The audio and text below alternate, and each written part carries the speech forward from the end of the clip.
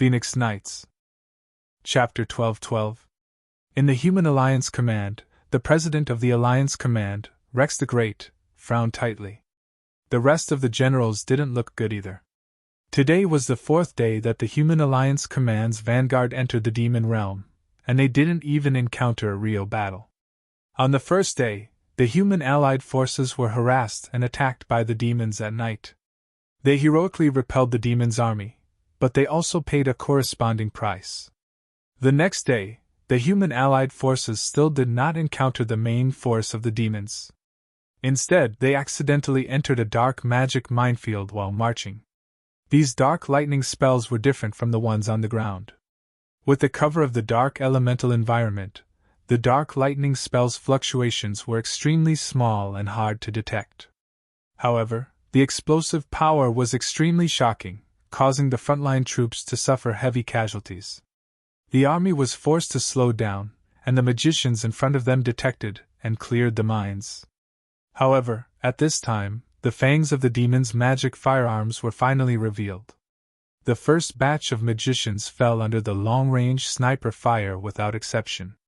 The range and accuracy of those firearms were simply outrageous. Even the heavily armored infantry protecting the magicians were caught off guard. Under the heavy protection of the second batch of magicians, the speed at which they cleared the mines slowed down significantly. At night, the human allied forces were harassed again. After a night of vigilance, the magicians had the experience of dealing with this kind of large-scale curtain of darkness. However, after a night of harassment, there was not a single attack. Instead, the magicians were exhausted. On the third day, they still did not encounter a single enemy, not even civilians. All the houses they passed were empty. This was unexpected, but the fact that they did not even encounter any enemy made the human allied forces feel strange and sullen. At night, the same harassment and night attack tactics were used again. When the sorcerers were almost powerless to dispel the curtain of darkness, the army of demons finally appeared again in the curtain of darkness. The suicide bombs made the allied human army pay more than double the price again. Over the past 3 days, the demons had left the human coalition army with the impression that they were as cunning and crazy as foxes. However, they had only ambushed and harassed them, and there had been no real battles. Finally, a piece of information was sent to the Human Alliance Command Center. Urgent report from the front lines. We've discovered the main army of the demons. There are about 100,000 of them. Have they finally appeared? One of the generals of the Allied forces, Oswin, waved his fist. These cunning demons! It's finally our turn to return the favor. Your Majesty Rex, give the order to attack with full force. Take down these 100,000 people. Rex the Great's frown did not ease. He said in a low voice, I have a feeling that there is something wrong with the demons. Sandro nodded. I have the same feeling. According to the past wars, most of the demons took the initiative to invade the ground, and without exception, they didn't use absolute power to overwhelm everything, but they did it in a crushing manner. Even if humans had taken the initiative to attack the Devil Realm, they were met with violent and ferocious attacks. When has there ever been such a situation? Could it be that something has happened within the demon race? And this time, the gate of the two realms appeared more than 100 years in advance. The demons were not prepared and could only use this trick to delay it? No. Princess Phyllis shook her head. The news of the alliance between the 3 empires of the Devil Realm has been confirmed long ago. More than one cultivator who returned from the Devil Realm has confirmed this. And this time, no matter how you look at it, the stability of this alliance is far greater than ordinary alliances. I believe many generals have also heard of the mysterious person who married the 3 empresses. So, I think the probability of the enemy having internal strife is almost 0. We can't pin our hopes on this. Instead, we need to be more wary of the enemy's tricks. It's obvious that the demons used the tactic of exhausting our troops and traps to weaken our combat power. Now, they finally want to use their real strength to eliminate our vanguard troops. Not only must we fight this battle, but we must also win it. Oswin's conclusion was agreed by many. Our follow-up troops are maintaining an effective reinforcement distance. If we are determined to fight, we can gather in the shortest time possible and form a large-scale formation. The individual combat power of our soldiers may be inferior to that of the demons, but don't forget that we have the greatest advantage: magic weaves. This allows our army to form a strong group and exert the strongest power in this kind of large-scale battle. This is something that the demons don't have. Even if the demons have the advantage of the environment, we won't be at a disadvantage in a head-on battle. Sandro nodded slowly. In any case, since the enemy's regular army has appeared, we can't avoid fighting. For the past few days, the soldiers' morale has been low because of the enemy's harassment. At the same time, they have also been holding their breaths. Now is a good opportunity to vent their combat power and depression. Rex thought for a moment, and finally made a decision. He quickly gathered the large troops in the Devil Realm and attacked the main force of the demons. Unexpectedly, not long after this order was issued, 2 urgent battle reports came one after another. The first battle report: when the human army was gathering and preparing for battle, the main force of the demons suddenly disappeared. Everyone was stunned. How could they suddenly disappear? That was 100,000 people. Just when he was ready to fight a tough battle in one go, the enemy retreated again? Were these the fierce and fierce demons? Could it be that this army was made up of cowardly dark goblins? The second battle report: a large number of undead appeared in the army. Many of them emerged from the ground. This battle report made people involuntarily imagine the scene of rotting hands reaching out from the ground, and they felt a chill run down their spines. So that's how it is! Oswin suddenly understood. That area must be a cemetery or battlefield. The enemy deliberately led us there, wanting to use the undead army to deplete our forces. Then, the hidden main force will wait for an opportunity to launch a real attack. As expected of the cunning demons. The other generals understood one after another, and even Princess Philly could not help but nod. Your Majesty Rex, I suggest that we immediately send reinforcements from the rear. At the same time, we continue to send reinforcements to the gate, and maintain the continuity of our forces. As long as we have enough absolute power, this plot will not waver. Rex the Great glanced at Sandro. This top general of the Rio Empire seemed to be thinking about something, and did not agree with Oswin's suggestion like the others. When Rex the Great's gaze fell on the distribution of the troops on the sand table, he suddenly trembled. We cannot send more troops! Sandro's voice was already heard. Not only can we not send more troops, we must retreat immediately! Rex the Great and Sandro looked at each other and reached a consensus. The enemy is not exhausting our forces, but luring us to send more troops. This is a trap. And a trap with a huge appetite. That's right. The previous disturbances and sneak attacks, as well as the current attack of the undead, are actually to confuse us. Sandro walked in front of the sand table. With our current formation, if we urgently need to send more troops and penetrate deeper, the battle line will be further extended. When that time comes, they only need to cut off a few key points, and attack from the front and back, and we will be completely annihilated. General Sandro, have you overestimated the ability of the demons?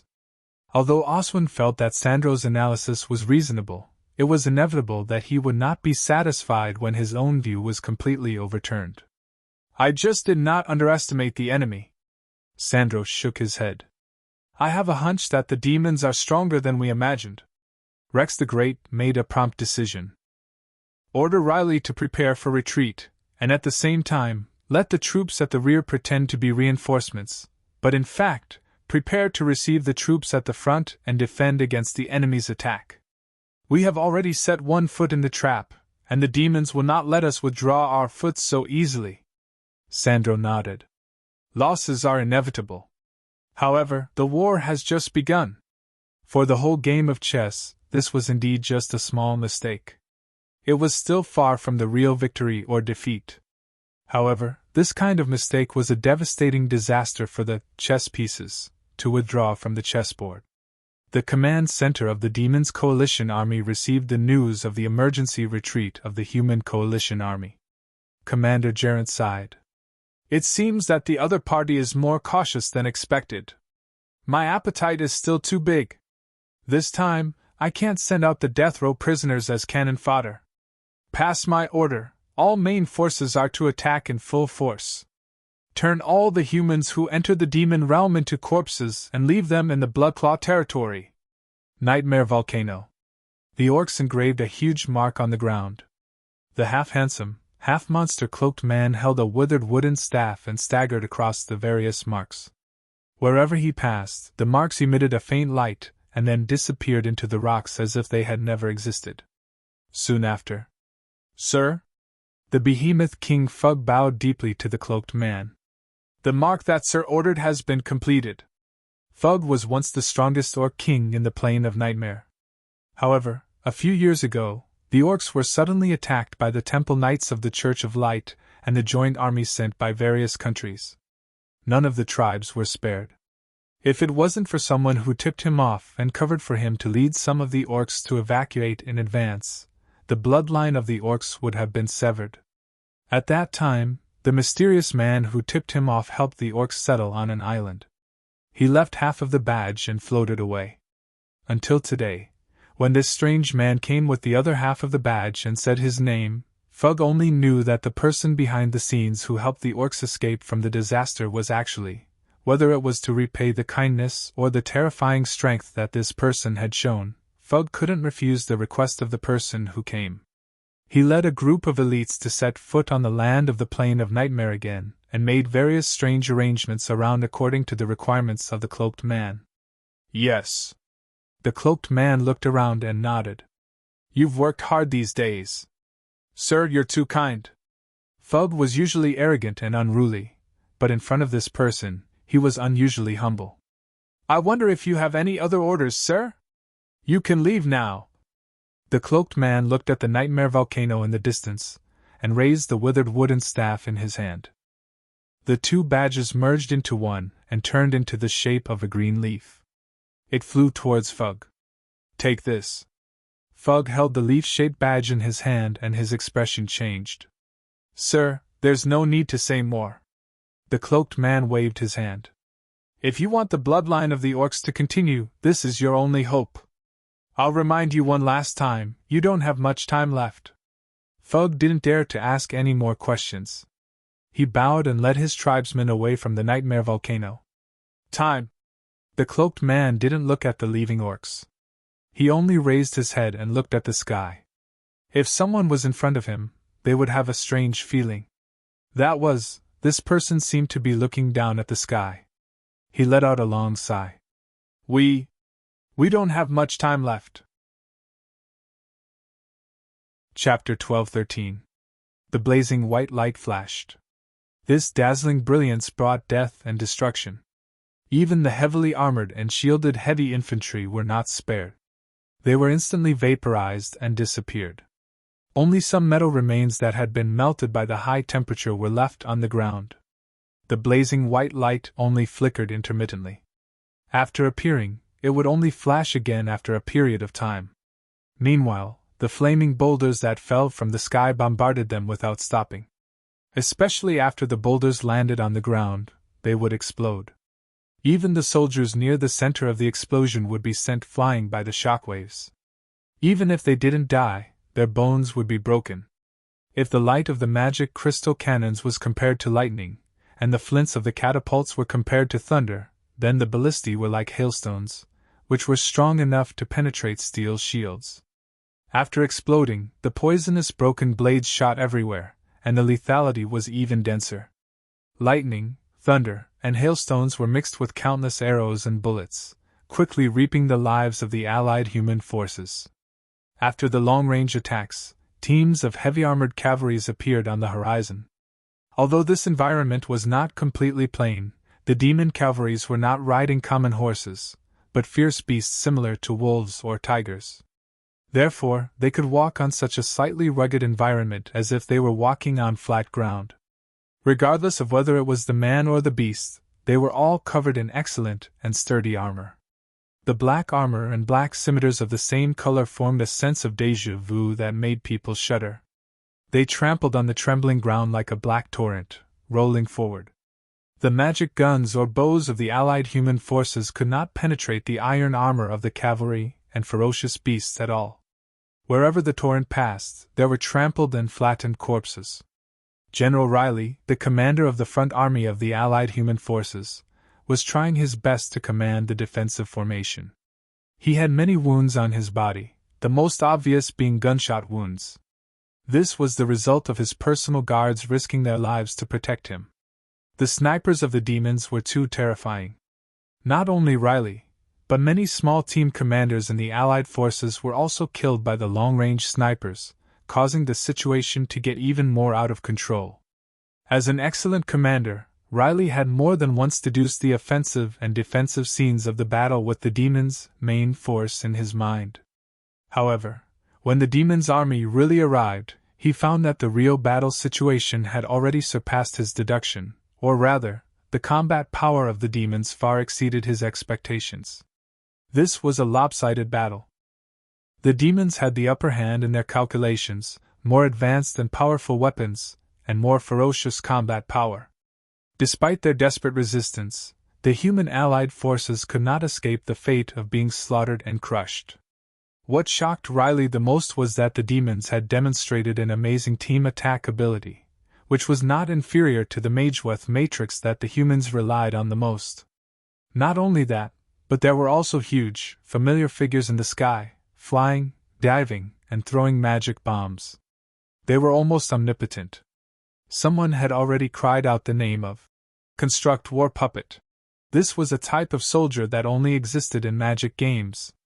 It was not surprising that the demon realm had the same magic game.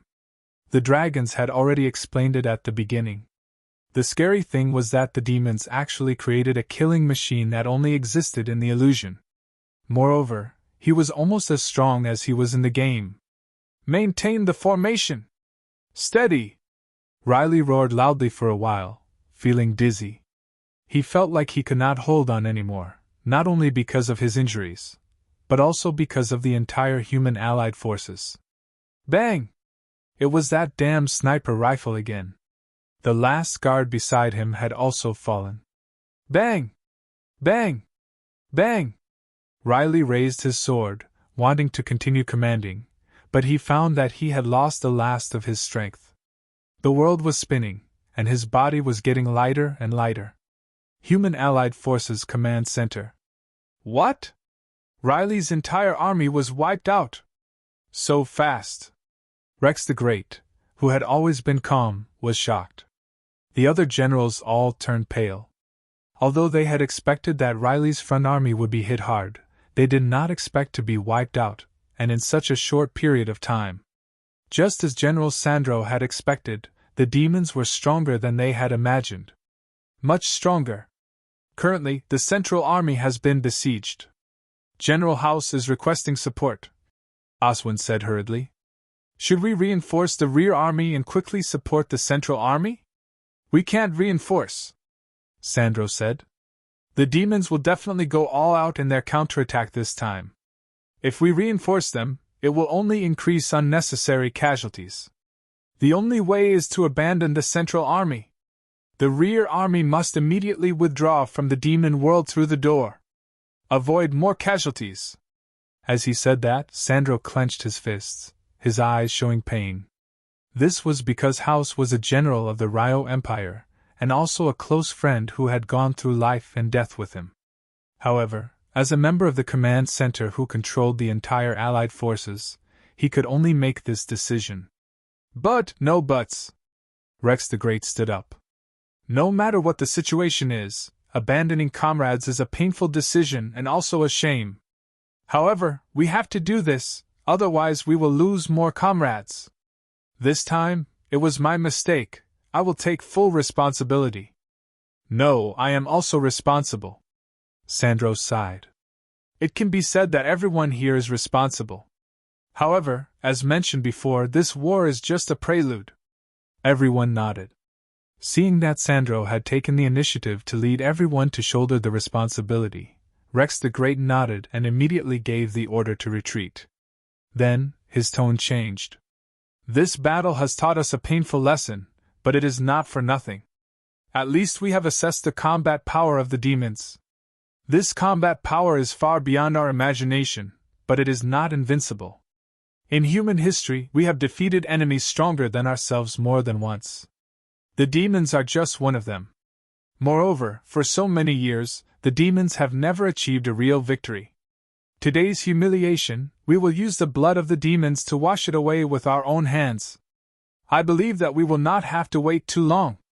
Rex the Great was indeed one of the two holy emperors.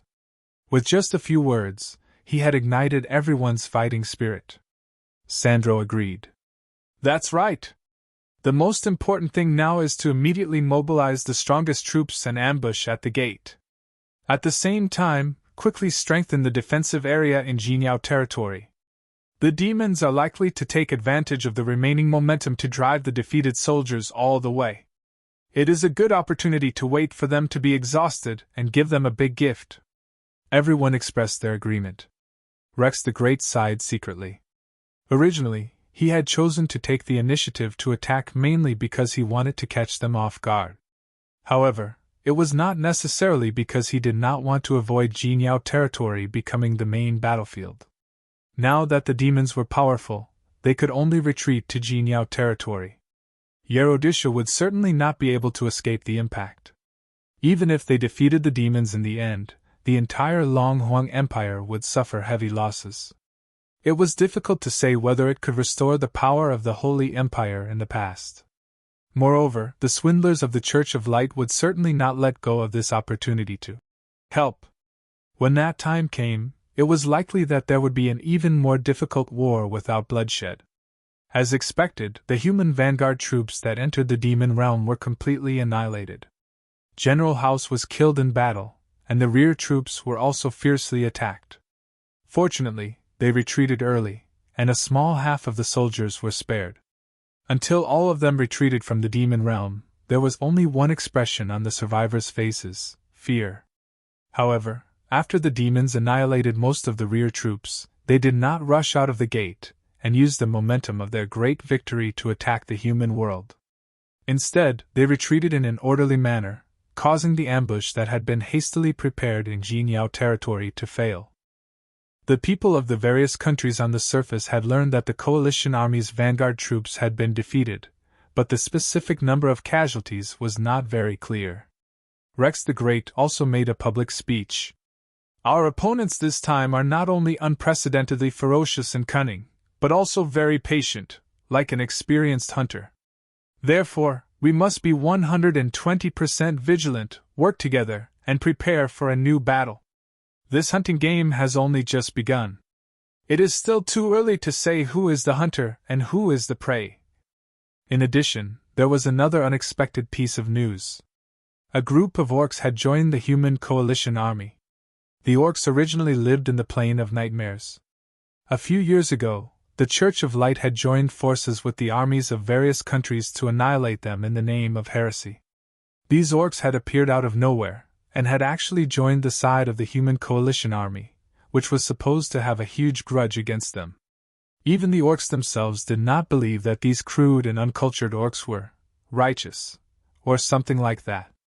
However, this was a critical period. The orcs were also considered a part of the surface world. This time, the human coalition army was composed of not only human countries, but also elves, dragons, and dwarves. If they attacked the orcs rashly, these non-human races would definitely hold a grudge against them. Princess Philly of the Elves was the first to express her welcome to the orcs. Naturally, the dragons and the dwarves would not have any objections. Under such circumstances, the orcs had finally successfully joined the human coalition army. The commander-in-chief and generals of the coalition army also expressed their welcome. Due to various considerations, Rex the Great and the others did not request for the dragons, elves, and dwarves to join the vanguard and enter the demons. Now, these orcs were ferocious and brave. They were the most suitable to fight the demons head-on. They were practically cannon fodder sent to their doorstep. Why should they reject them? The addition of the orcs was just a small interlude. Everyone's focus was still on the gate of the two realms. After the previous battle, the gate had once again fallen into a state of silence. However, be it the demon world or the surface world, both knew very well that this silence was just a race against time to gather more power. The next time it was activated, it would be a real clash between the two sides. It was very likely that both worlds would be completely shaken, and it would definitely not take long. At this moment, another place that had been silent for many years finally began to shake. The ground of the nightmare volcano began to tremble. The entire landscape was slowly undulating, as if something was beginning to expand. At this moment, the huge symbols that were hidden in the ground began to appear, shining with a green brilliance. The expanding power was illuminated by the green brilliance. It trembled slightly and gradually shrunk. However, before it could completely calm down, it began to expand again.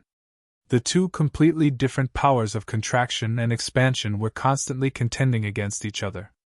The cloaked man held the withered staff in his hand and watched everything quietly. Everything nearby was trembling under this huge power. Cracks appeared in the clouds in the sky, and between the cracks, a blood-red color could be vaguely seen. The trembling finally subsided. However, the cloaked man's eyes did not relax at all. Just like the war, the trembling had only just begun. The real trembling. Chapter 12:14. Time passed day by day. Demons finally appeared in the door that was watched by countless eyes in Jinyao territory. However, there was only one person. In the face of the human coalition army's formation and monstrous murderous vibe, this person seemed calm as if he didn't see anything. This calmness was maintained until the human coalition army headquarters in Jinyao City. The messenger of the demons? Rex the Great looked at the demons that looked no different from ordinary humans in front of him. This should be the strongest race among the demons other than the royal family. They had a special demon transformation during battle. Your Majesty Rex, I'm Francis Vachely, the Deputy Commander of the Red Dragon Legion under the first General of the Fallen Angel Empire, George. I'm here to deliver the letter of challenge from the Supreme Commander of the Demons Coalition Army, General Gerrant. Francis' tone was neither humble nor arrogant. He faced the covetous eyes around him indifferently. General Gerrant? It turns out that this commander made me suffer a big loss in the battle in the demon realm. Rex the Great ordered his subordinates to take the letter of challenge from Francis. He looked at it and was slightly surprised. General Gerrant wants to fight with me fair and square? And it's even in this Jinyao territory? The situation of the human coalition army and the door in the Jinyao territory must have been learned from the captured soldiers. It was not necessarily the betrayal of the captured soldiers. In this magic world, there were many ways to read memories. It was not surprising to get this information. Yes. Francis' eyes flashed and looked around. I wonder if you have the guts? Humph. Reckless provocation. You want to provoke us with such a small trick? Tristan, the famous general of the Longhuang Empire, had always been hot-tempered. He immediately said loudly, Your Majesty, demons are insidious and cunning. We suffered heavy casualties in the last battle because of conspiracies. There's no need to talk to this person. Kill him and throw his head into the demon realm. That's the best answer. Tristan's only younger brother was the commander of the rear army stationed in the demon's realm. Unfortunately, he had died in the previous battle of the demon's realm, so Tristan hated demons to the bone. As soon as these words came out, many people responded one after another. The killing intent in the command center suddenly became extremely cold. Although Francis's strength had reached the peak stage of the Demon Emperor, it was impossible to escape in such a place with many powerhouses. Rex the Great stared at the fearless Francis and suddenly laughed. How dare you! This sentence is not only for you, but also for General Gerrant. I understood what he meant. This duel was an open and above-board scheme. In the face of absolute power, schemes were just insignificant tricks. Please go back and tell General Gerrant that I will accept this battle. Seeing that Rex the Great actually let Francis go unscathed, Tristan couldn't help but panic. Your Majesty. Rex the Great glanced at his old subordinate. Tristan, I look forward to you personally beheading the head of the demon's general who commands the enemy on the battlefield, but not for the identity of this messenger. Tristan clenched the hilt of the sword at his waist, and his momentum was great. Yes. I also look forward to meeting this General Tristan again in that duel to see whose sword is sharper. Goodbye. Francis gave a simple military salute to Rex the Great, turned around, and strode away. After a moment of silence, Sandro, who had been silent, said, "The demon's letter of challenge this time is unexpected. What is even more surprising is their confidence. They actually proposed a head-on duel on our battlefield. This kind of confidence is almost terrifying. We must have the confidence to win, but we must also be prepared for all kinds of hard battles or even bitter battles." Sandro did not say, "Be prepared for failure," because this battle was very important. They could not lose no matter what, even if it meant death. Yes, the previous setbacks have passed. Don't take it too much to heart. This will be the real first battle, and it may be the decisive battle. Rex the Great narrowed his eyes slightly. Both sides will send out their strongest forces. In the demon realm, we did lose. The demons have proven their strength. Now that they have come to our territory, it's time for us to prove our strength. Behind us are countless eyes of our relatives and clansmen. In any case, we must win this battle. The voice of Rex the Great spread far away. All the soldiers who heard it raised the weapons in their hands excitedly and shouted in unison, "Victory! Victory!" The voices became louder and louder. Even the messengers of the demon realm who had gone far away could hear it. Francis showed the same confident smile at the corner of his mouth. The demon realm will win this battle. In the void. Shattered. The broken void flashed with the electric light caused by the collision of terrifying energy from time to time. There was a chaotic and huge force field everywhere. The whole world was constantly twisting, breaking, and shaking. The space was blurry. Countless nebula-like things were crisscrossing at high speed. Every movement could cause a huge power that could almost destroy the world. The blurry center became clear again. Those nebulas were actually figures. The power they possessed was as vast and even great as a small universe. However, under the light of the thing in the core, the light of these great figures dimmed. Many of them even scattered into wastelands and dust, vanishing without a trace. The core surrounded by the great figures was a blood-red thing. When the vision changed, it seemed that it was also a human figure, but only half of its body was left. Even though it was only half of its body, it still showed indescribable power. The shining nebulas turned into wastelands and dust in front of the crazily waving blood-red thing. The figures that approached were torn apart and annihilated. Even so, the figures in the nebulas continued to advance. The blood-red half-body was also shrinking bit by bit. The blood-red body suddenly let out a furious roar. That terrifying roar caused the world to turn upside down. The lower half of the body began to rapidly shrink and transform. As the blood aura continuously converged under the attacks of the starlight, a huge eye slowly opened. A blood-red pupil. This pupil did not emit the power of destruction or creation. Instead, it emitted a kind of aura that was the most primitive and the most final, eternal and immortal. The moment he opened his eyes, substantial cracks appeared in space, and the cracks were filled with a shocking blood-red color. Wherever the blood-red color passed, regardless of whether it was a nebula or a human figure, they were all shattered and turned into ashes. Everything in his vision was shattered. Chenrei suddenly opened his eyes. What entered his vision was a familiar room. A thin ray of dawn was seeping through the window. "What's wrong?" Isabella's concerned voice sounded beside him. "Nothing. It seems like I had a nightmare."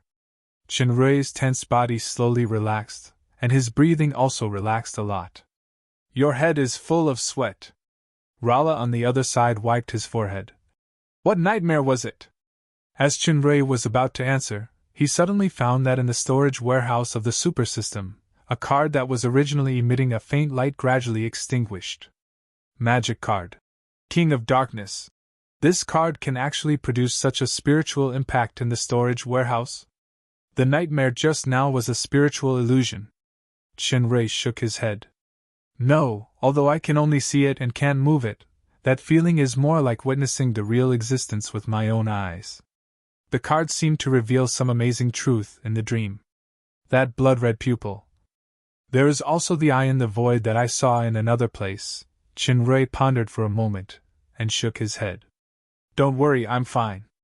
Looking at Isabella and Rala's worried look, Shinrei held the two women's hands and kissed them.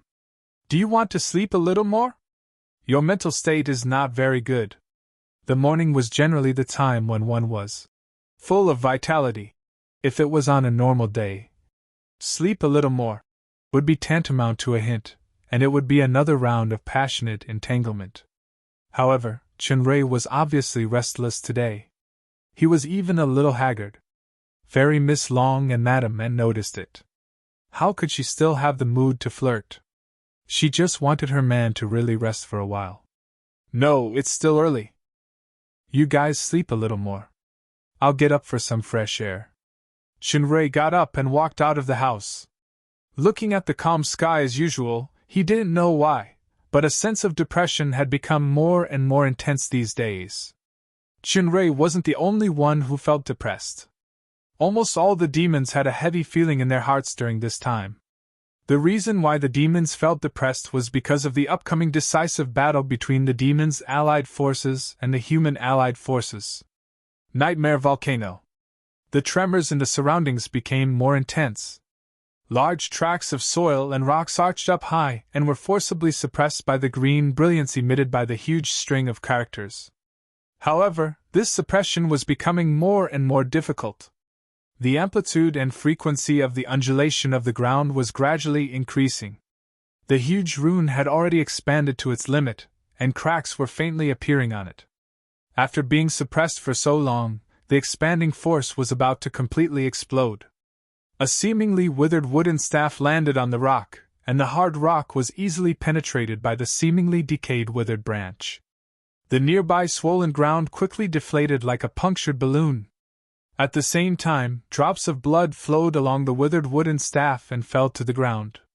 Before they could seep into the ground, they were quickly evaporated by the high temperature. The source of the blood was the hands that were holding the withered wooden staff tightly. One was a fair hand, and the other was a beast-like claw. The dark green cloak that the figure was wearing was mostly dyed black and green by the dried blood. The figure's bent body trembled slightly, and blood continued to flow out. This was not the first time. If someone was beside him, they would be able to feel that the life in the cloak was like a candle in the wind. It could be extinguished at any time, but it survived time and time again. The ground soon began to shake again. The figure in the cloak roared, and his whole body burned with green light, trying to suppress the turbulent force. The increasingly violent undulation caused large cracks to appear on the ground. The cracks on the huge characters deepened, and dark red light flowed out of the cracks like surging blood. This time, not only the huge characters, but even the withered wooden staff had cracks. All of a sudden, everything seemed to have stopped. In the next second, everything exploded. The entire volcanic area, the entire plain of nightmares, trembled. The nightmare volcano had erupted. Chapter 12:15. In the Jinyao territory. On the plains where the gate was located, all the troops of the allied human army were on standby. The plains of Jinyao territory were vast and flat, most suitable for cavalry to fight on. However, this time, the allied human army didn't use the arrow formation, which was most suitable for cavalry frontal assaults. Instead, they used the geese formation, which was composed of several large phalanxes. This was a battle formation that spread out horizontally. The phalanxes on the left and right flanks were arranged in echelons, somewhat resembling a V shape. The cavalry was placed on the two flanks. Not only could this formation unleash the power of the two flanks, it could also effectively protect the flanks and the rear. However, this weakness was only relative to the geese formation. This was Jinyao territory, the home ground of the allied human army. Not only were there catapults, magic crystal cannons, and all sorts of other military equipment in the rear, but there were even more hidden troops, ready to ambush and replace them at any time. This weakness had instead become a strong point filled with traps. There were about 800,000 soldiers participating in this battle. In terms of numbers, this was only a small portion of the Allied human army's total military strength. However, this was the most suitable military force that this plane could accommodate. Moreover, these 800,000 soldiers were the most elite troops of the Allied human army, and were also equipped with the best weapons. The two flanks were heavy cavalry. On the left flanks, the cavalry and war horses were all equipped with sturdy armor. The cavalry's armor also contained light and durable cloth armor that could further increase their defense. Apart from a long sword, every cavalry was equipped with a 5-meter-long lance. The tip of this huge lance was a special armor-piercing point that could easily penetrate thick armor.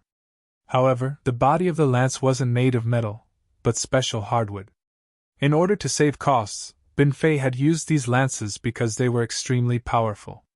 These outstanding knights could easily penetrate thick walls with the help of their powerful horses. However, this also had a disadvantage. Once the lance stabbed into the enemy, it couldn't be withdrawn. Not only would the wrists and arms of the knights be sprained or even fractured, it would also affect the follow-up troops' charge. Therefore, the lance was a single-use item. However, the damage it could cause was also the most terrifying. On this plain terrain, there was almost nothing that could directly stop the charge of the heavy cavalry. The core of the heavy cavalry was the Long Huang Empire's most elite Dragonclaw Cavalry Corps, commanded by Tristan. As the strongest offensive spearhead, Tristan displayed a calmness that was completely different from his usual irascibility. The heavy cavalry on the right was made up of the dwarf clan's bear cavalry. The war bears they raised were even fiercer and more ferocious. The aura they emitted could easily destroy the fighting spirit of ordinary mounts. The bear cavalry was best at fighting in the mountains, and they were far more powerful than ordinary cavalry on the plains. In addition to the bear cavalry, the commander of the dwarves was the young hill dwarf King Orfgar. In addition to the bear cavalry, there were also two large infantry legions, the shield warriors and the axe warriors. The dwarves were brave and good at fighting. They also had a great talent for magic resistance. Coupled with the weapons and equipment that they forged themselves, they were known as one of the strongest infantry on the battlefield. The reason why it was said to be one of was because there was another race whose close combat ability was equally terrifying, or even more so, the orcs. Everyone knew that the orcs were warlike and valiant. In the past, the Orc Empire was a powerful existence that could only be resisted by the alliance of all the human countries. However, after the internal division of the empire, the orcs encountered a decline from the peak of their prosperity. They gradually withdrew from the political stage and retreated to the harsh conditions of the Nightmare Plain. A few years ago, they were almost exterminated by the Church of Light. This time, they actually recklessly took the initiative to join the human allied forces. Among these orcs, there were also the strongest behemoth warriors. They could transform into behemoths that had the strength of the giant dragons. The equipment of this batch of orcs was different from the previous ones. They were no longer ordinary wooden sticks or leather armor, but heavy metal flails, hammers, and other heavy weapons. They also wore shiny silver chain armor that could effectively reduce the damage from long-range attacks. These equipment were given to them by Rex the Great. However, this benefit did not come for nothing. In today's battle, the orcs would be the first to charge, and they might also be the first to be sacrificed as cannon fodder. If it wasn't for the fact that this battle was so important, the orcs would not have been able to obtain these equipment at all. Compared to the barbarians, like the dwarves and orcs, the elves appeared elegant and beautiful. However, no one dared to look down on these handsome men and beautiful women. They were recognized as the most terrifying long-range attackers on the battlefield, and there was no one who could compete with them.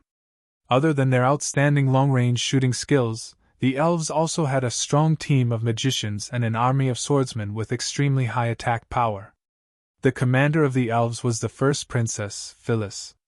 Even the little princess, Michelle, had participated in this battle. If there were no accidents, these were the only two daughters of the elven queen, Liv. One of them would become the next elven queen. It was very likely that this battle was an important test and training for the future elven queen. Thus, the elves had changed their attitude of watching the battle in the past and sent out a huge army. There were a total of 4 armies: the magic archer army, the magic spear army, the magician army, and the swordsman army. The Long Huang Empire's old ally, the dragons, had also sent out their elite forces. Other than the Long Huang Empire's dragon riders, there was also a group of powerful dragons. At the moment, no one knew where these dragons were lying in ambush. Perhaps they had already transformed into human forms and mixed in with the ordinary soldiers. This would be a hidden killing machine. Even without the external aid of the 4 major races, the human army was still very powerful. The highest commander, Rex the Great, was at the bottom of the V, and could command the changes on the 2 flanks as if he was his own arm. Behind him, there was the strongest Griffin coalition army. Their strength was inferior to the Dragon Riders, but their numbers far surpassed the Dragon Riders. They would become the most important fighting force in the air. Not long ago, Rex the Great had mobilized everyone before the battle. His extremely provocative speech had caused everyone's blood to boil. Their fighting spirit and morale were unprecedentedly high, and they were only waiting for the battle. As they waited, the enemy finally arrived. The light of the gate flashed, and groups of figures appeared in the vision of the allied human army. Cavalry. They were all black cavalrymen. Black magic horses, black armor, and black knights formed a sharp contrast with the cavalry on the 2 flanks. However, the armor of these black knights seemed to be weaker, and they did not have long spears for charging. They only carried bows and arrows on their backs, and held machetes in their hands. Rex the Great and many other commanders were stunned. Not the heavy-armored beast cavalry, but light cavalry? In this kind of terrain where there was not much space to run and fight, they actually sent out so many light cavalry? If it was a head-on confrontation, the light cavalry and the heavy cavalry were not even on the same level. Was there something wrong with the demon's brains? Or did they not even have the most basic information about the Jinyao territory? As the commander of the heavy cavalry on the left wing of the allied human army, Tristan clearly saw the commander on the black horse at the front. It was Francis the Demons who was the messenger that day. Thinking of Rex the Great encouraging him to cut off Francis' head with his own hands, Tristan could not help but clench the sword in his hand. If the allied human army launched an attack now, they could easily crush these light cavalry. However, Rex the Great did not give the order to attack, and no one acted rashly. Because everyone knew that this was just the tip of the iceberg of the demon's army. More and more black light cavalry entered Jinyao territory, forming a black arrow formation.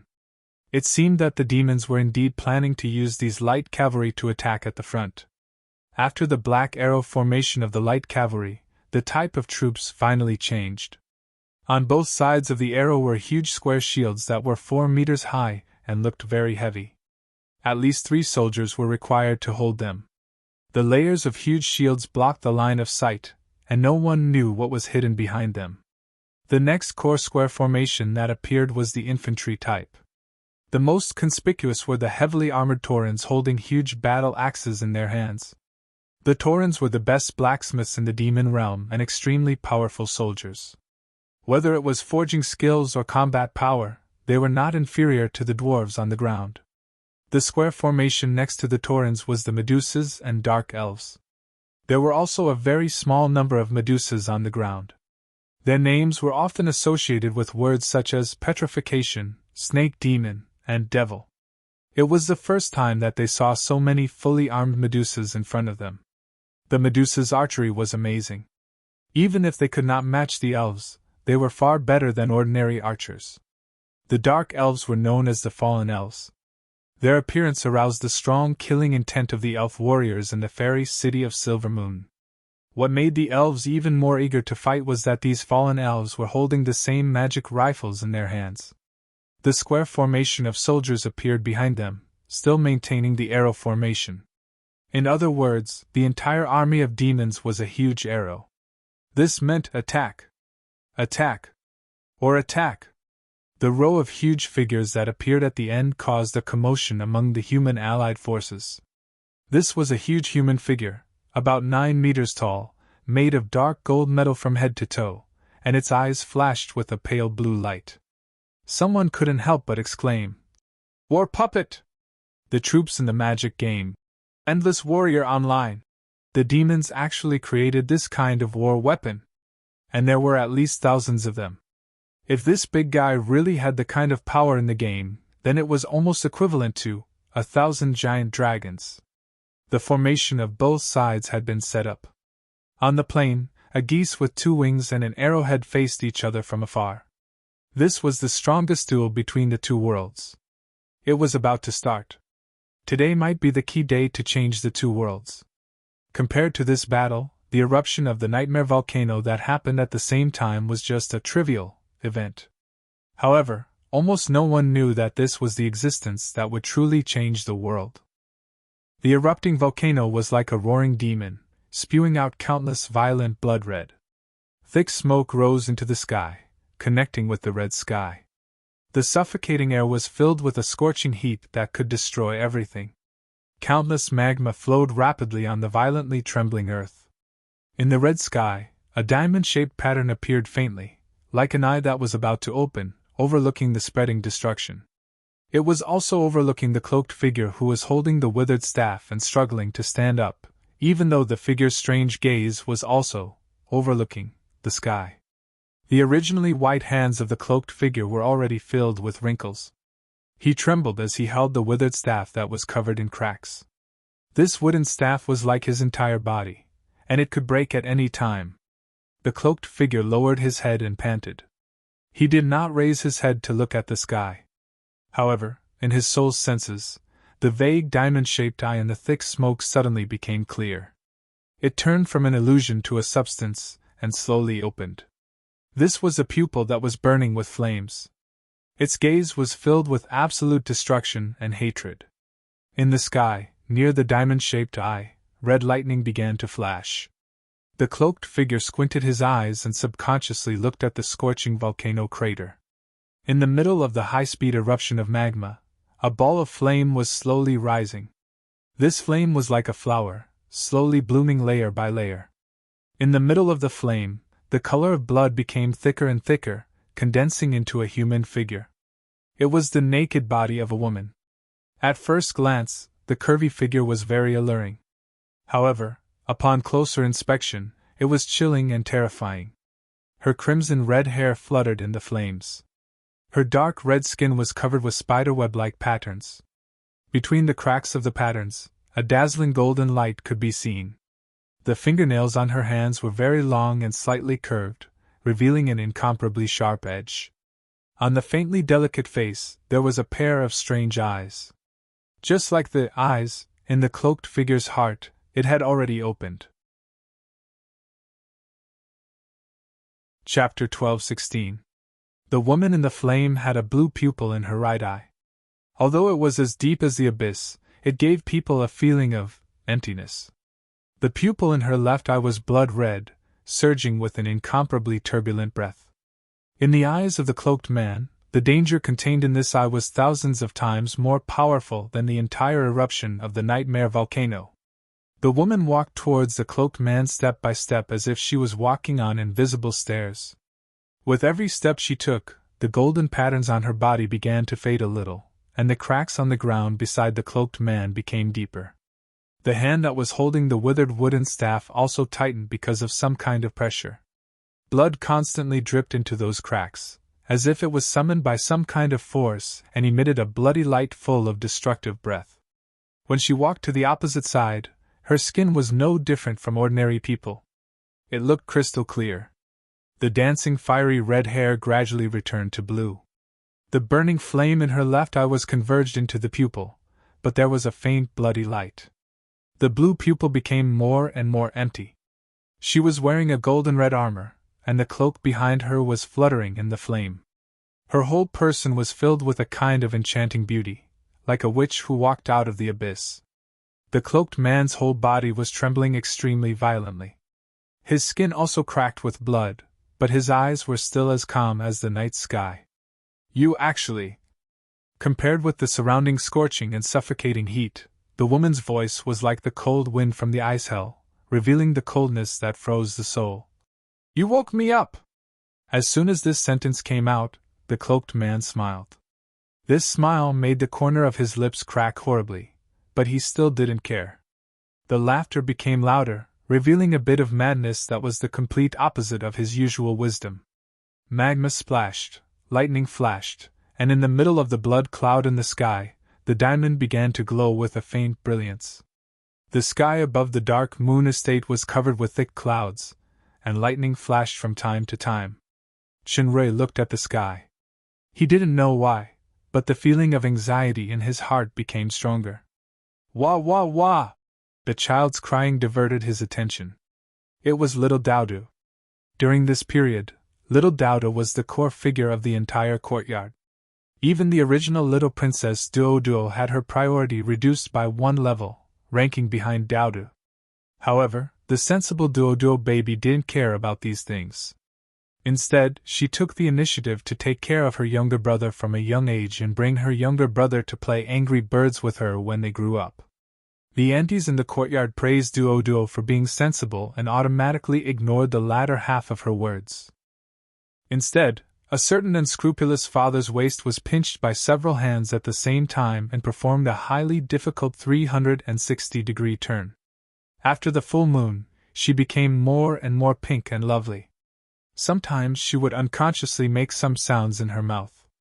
Occasionally, she would hear a word like "Mom" or "Dad," which could make the yard burst into laughter, which also diluted the haze in Chenrui's heart a lot. Athena Kia. Chenrui, what's wrong with Daudu recently? She keeps crying. She didn't sleep at all last night. Athena held the child, and her tired red eyes were full of anxiety. Little Daudu's condition didn't seem to be very good these days. The frequency of crying had increased significantly. The number one nanny, Kia, also looked worried. Although only Catherine and Athena were mothers among the Crystal Palace's women, each of them loved Daudu and Duoduo equally. I don't know. Chenrui carefully sensed Daudu's physical condition and found that it was the same as before. There were no abnormal symptoms. If only Ben Hong was still here, Kia whispered. Ben Hong left when the door appeared last time. Since then, he had been missing. Not only Chenrui, but even the others felt that something was missing. Training together in the UFO land, guiding and spurring everyone's growth, working together to deal with Charlie, working together to go to the holy mountain of light, in everyone's hearts, perhaps they had long recognized the transformation of her position from the former enemy to the current friend. Not sure if she herself knows. With great difficulty, Athena and Kia coaxed Daudu to sleep. Geraint's army should have reached the Jin Yao territory by now. Chenrui sighed. This battle had long been known by the demon realm. All the people and media were paying attention to the battlefield. There were even war reporters broadcasting live. In order to prepare for this battle, the demon's army had been practicing tactics with the help of magic items these days. At the same time, they adapted to the combat power in the light element environment.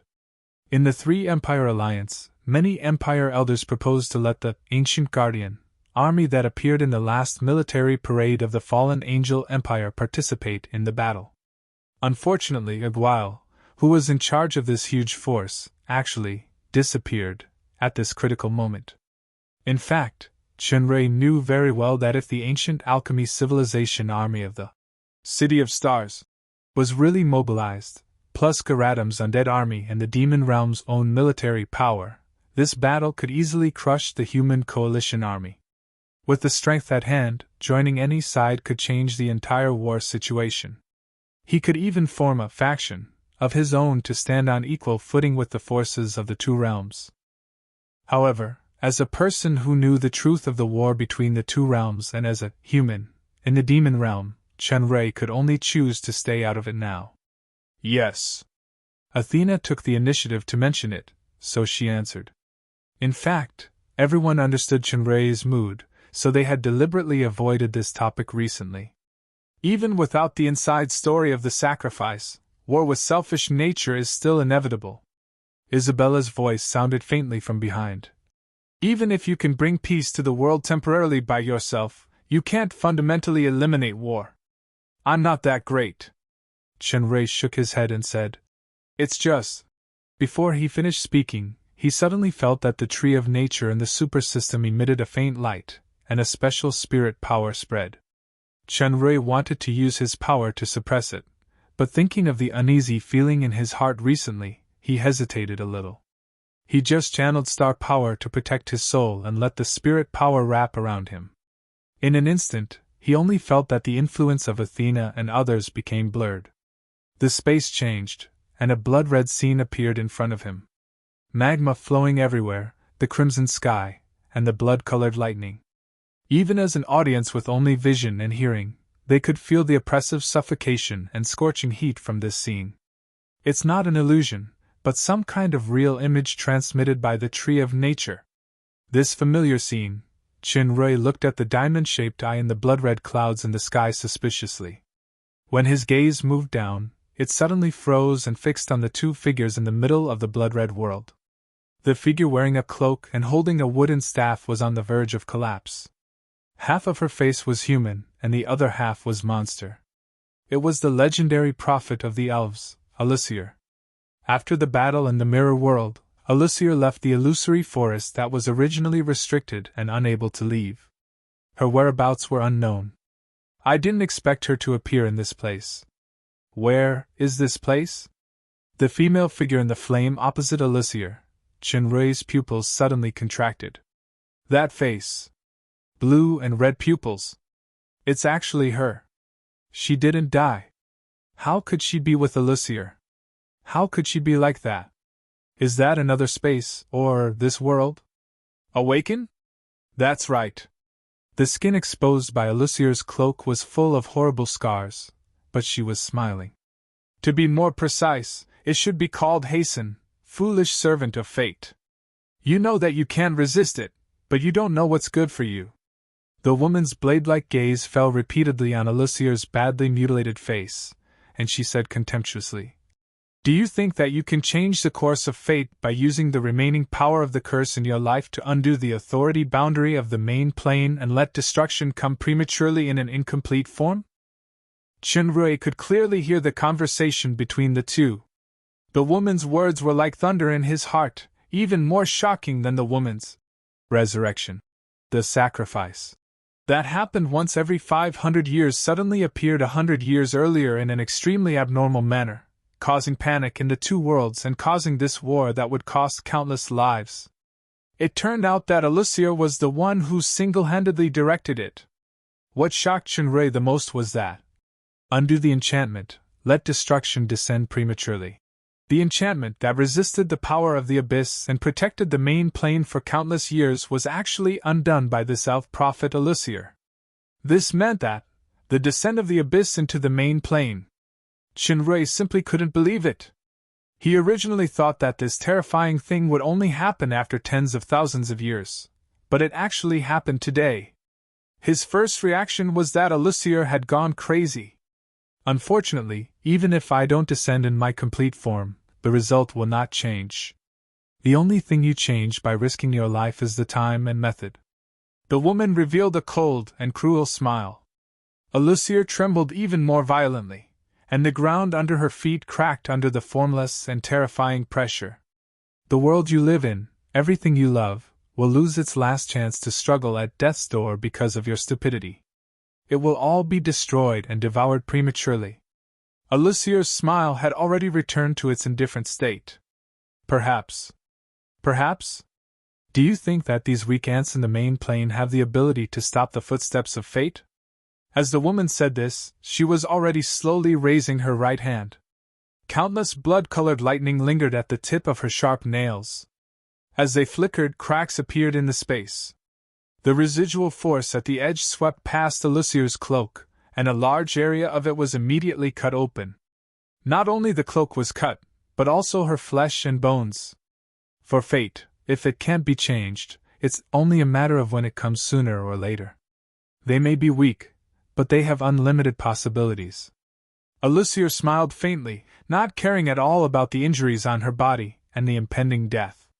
Jinyao territory. From time to time, crimson lightning flashed across the sky, but no one paid attention to it. Whether it was the geese's wings or the arrow-like sharpness, their eyes filled with murderous intent and fighting spirit, there was only the enemy in front of them. At the bottom of the geese formation, Rex the Great, who was standing on the command platform, saw Geraint in the center of the enemy's arrow-like formation at a glance and happened to meet Geraint's gaze. Both of them were people with extraordinary strength, and their perception and eyesight were naturally far from that of ordinary people. At this moment, the two supreme commanders saw each other's burning fighting spirit. There was no need for superfluous cursing or shouting. They gave the order to attack almost at the same time. Chapter 12:17.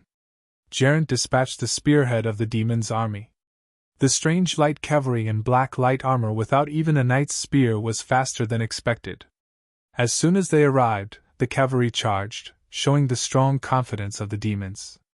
Rex the Great wanted to dispatch the orc soldiers, but the enemy dispatched cavalry, which was a perfect counter to the infantry. If he sent the orcs at this time, it would be too obvious that the orcs were going to die. The orcs had always been unruly, so he was afraid that there would be trouble. This was the first contact. If there was a slight mistake, it would directly affect the entire morale, so Rex the Great immediately changed his decision and ordered the heavy cavalry on the left to attack. The commander of the heavy cavalry was the legion commander of the strongest Dragon Claw Knight Legion of the Long Huang Empire. He was also Rex's most trusted general, Tristan. Not only was he brave and good at fighting, but he was also very adaptable on the battlefield. With him commanding the heavy cavalry on the left, coupled with the terrain, the heavy cavalry could restrain the light cavalry. They should be able to defeat the demon's black cavalry and win an important first victory to boost the morale. Tristan's eyes had long locked on Francis in the black cavalry. At first, Francis came as a messenger.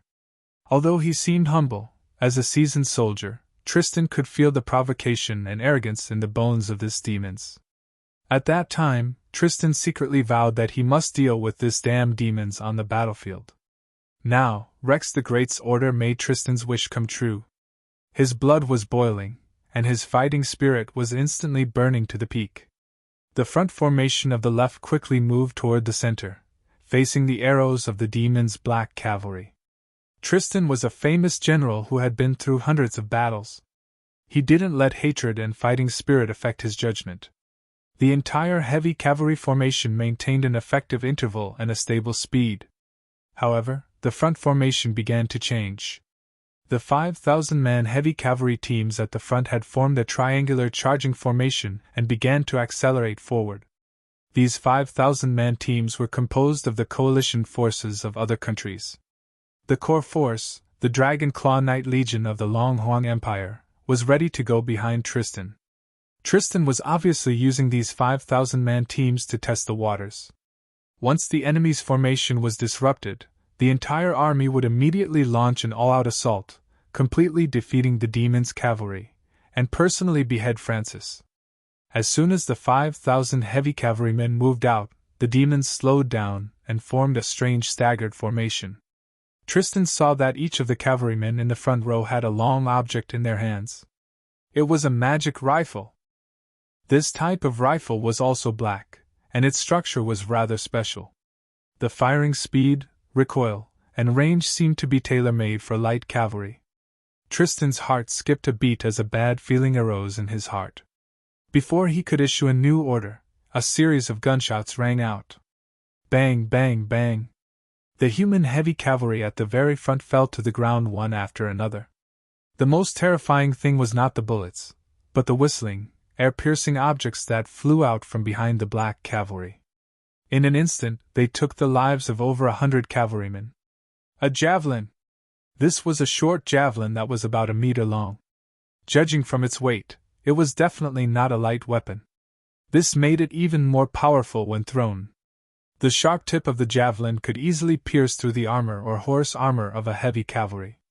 There was actually such a thing. These javelins were hidden in the saddle's equipment pouch and had not been discovered before. Now that they had been caught off guard, less than half of the 5,000 soldiers were left in a short while. If they retreated now, it would greatly affect the morale of the entire human coalition army. Moreover, judging from the distance between the two sides and the space to move, as long as they withstood a few rounds of attacks and shortened the distance between them and the light cavalry, the heavy cavalry armed with lances could easily crush the enemy. Tristan made up his mind and ordered the troops at the back to continue charging forward. It was impossible to not suffer any losses in a head-on battle, and casualties were inevitable. This was the first battle between the two armies. For the human coalition army, for the Long Huang Empire, for King Rex, they had to win.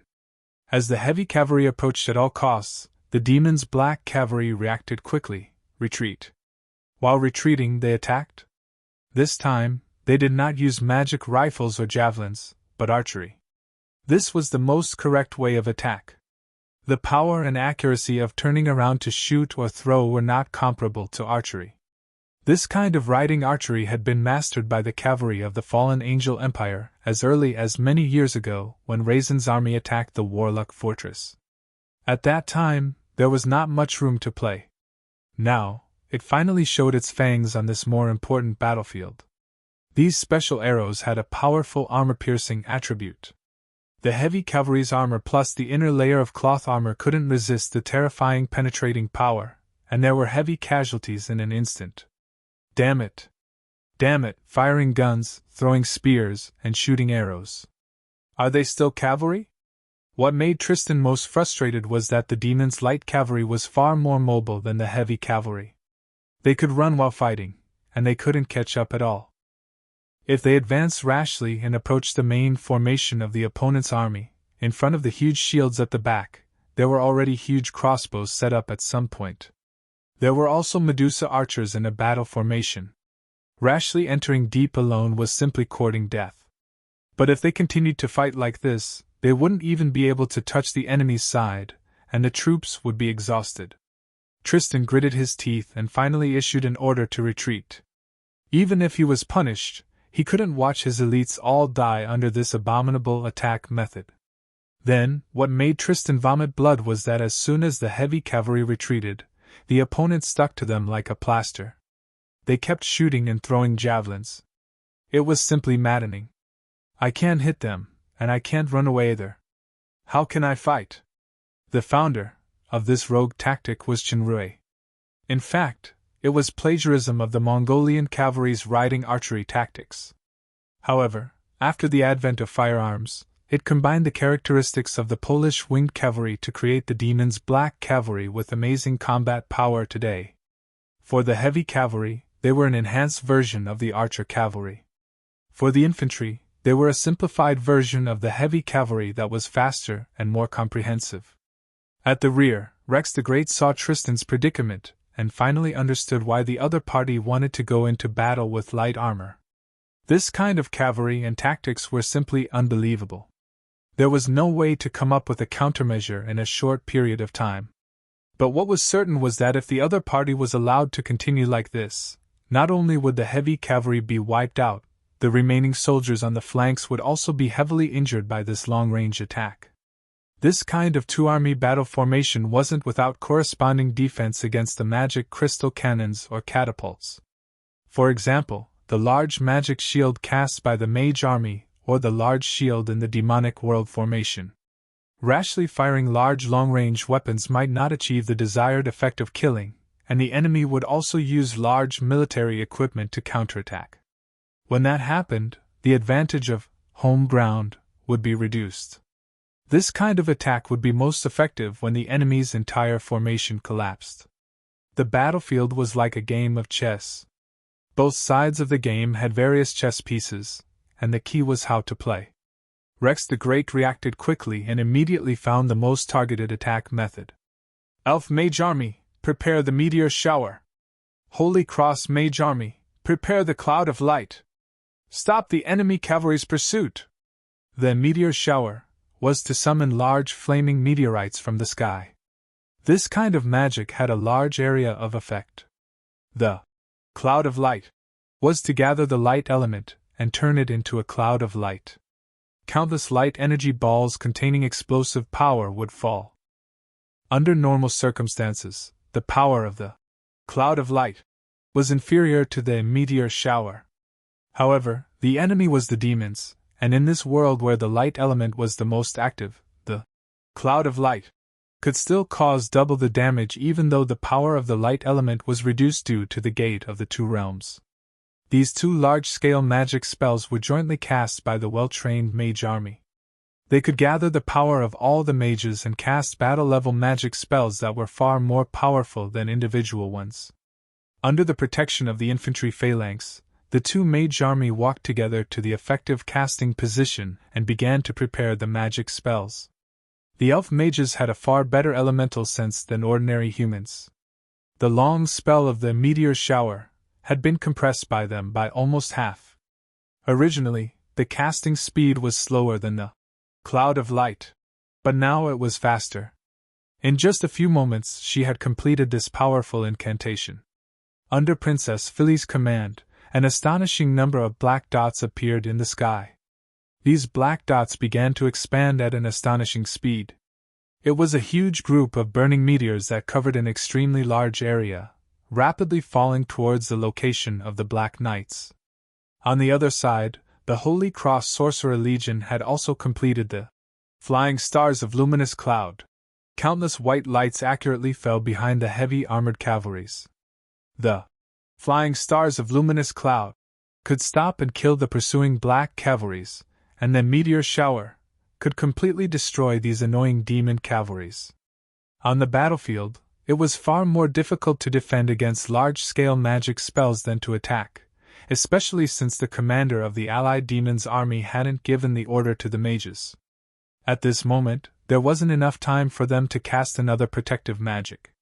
However, the black cavalry didn't panic too much. The front troops slowed down, and those who had been shooting arrows and throwing spears at the back came closer and gathered together in a special layer. This gathering position avoided most of the cloud of light, but it was still within the range of the meteor shower. It was as if they were gathering together to receive the baptism of the meteor shower. Looking for death? Just when the black cavalry was about to be engulfed by the flaming meteorites and light balls, the meteorites and light balls suddenly slowed down as if they had encountered something special. Then, they disintegrated and drifted away like grains of sand. The allied human forces were all shocked. What was going on? Rex the Great's gaze fell on the cavalry that was approaching from the rear of the black cavalry. It was these people who had raised their hands together and used a special joint force to make the two large-scale magic spells disappear into thin air. The two mage legions clearly felt that the elements around them had been greatly weakened, even the light elements were no exception. They couldn't help but be shocked. The Asmodeus royal family with the talent of elemental weakening! Rex the Great immediately thought of the relevant information about the demons, and immediately came to a realization. The War Puppet Legion formed by the Asmodeus royal family was also a very dazzling existence in the previous wars between the two realms. However, it was the first time he heard of a group using the talent of elemental weakening to eliminate magic spells. Although the heavy cavalry had used this time to escape back to their formation, they had suffered heavy casualties. Fortunately, the black cavalry on the opposite side had also retreated back to their formation. With the team that could eliminate magic, the black cavalry was almost invincible. If the black cavalry reloaded and attacked again. Rex the Great frowned. In the first round of confrontation, the demons obviously had the upper hand, but this was only the first encounter. The whole battle was currently in a stalemate, and it was hard to say who the final winner would be.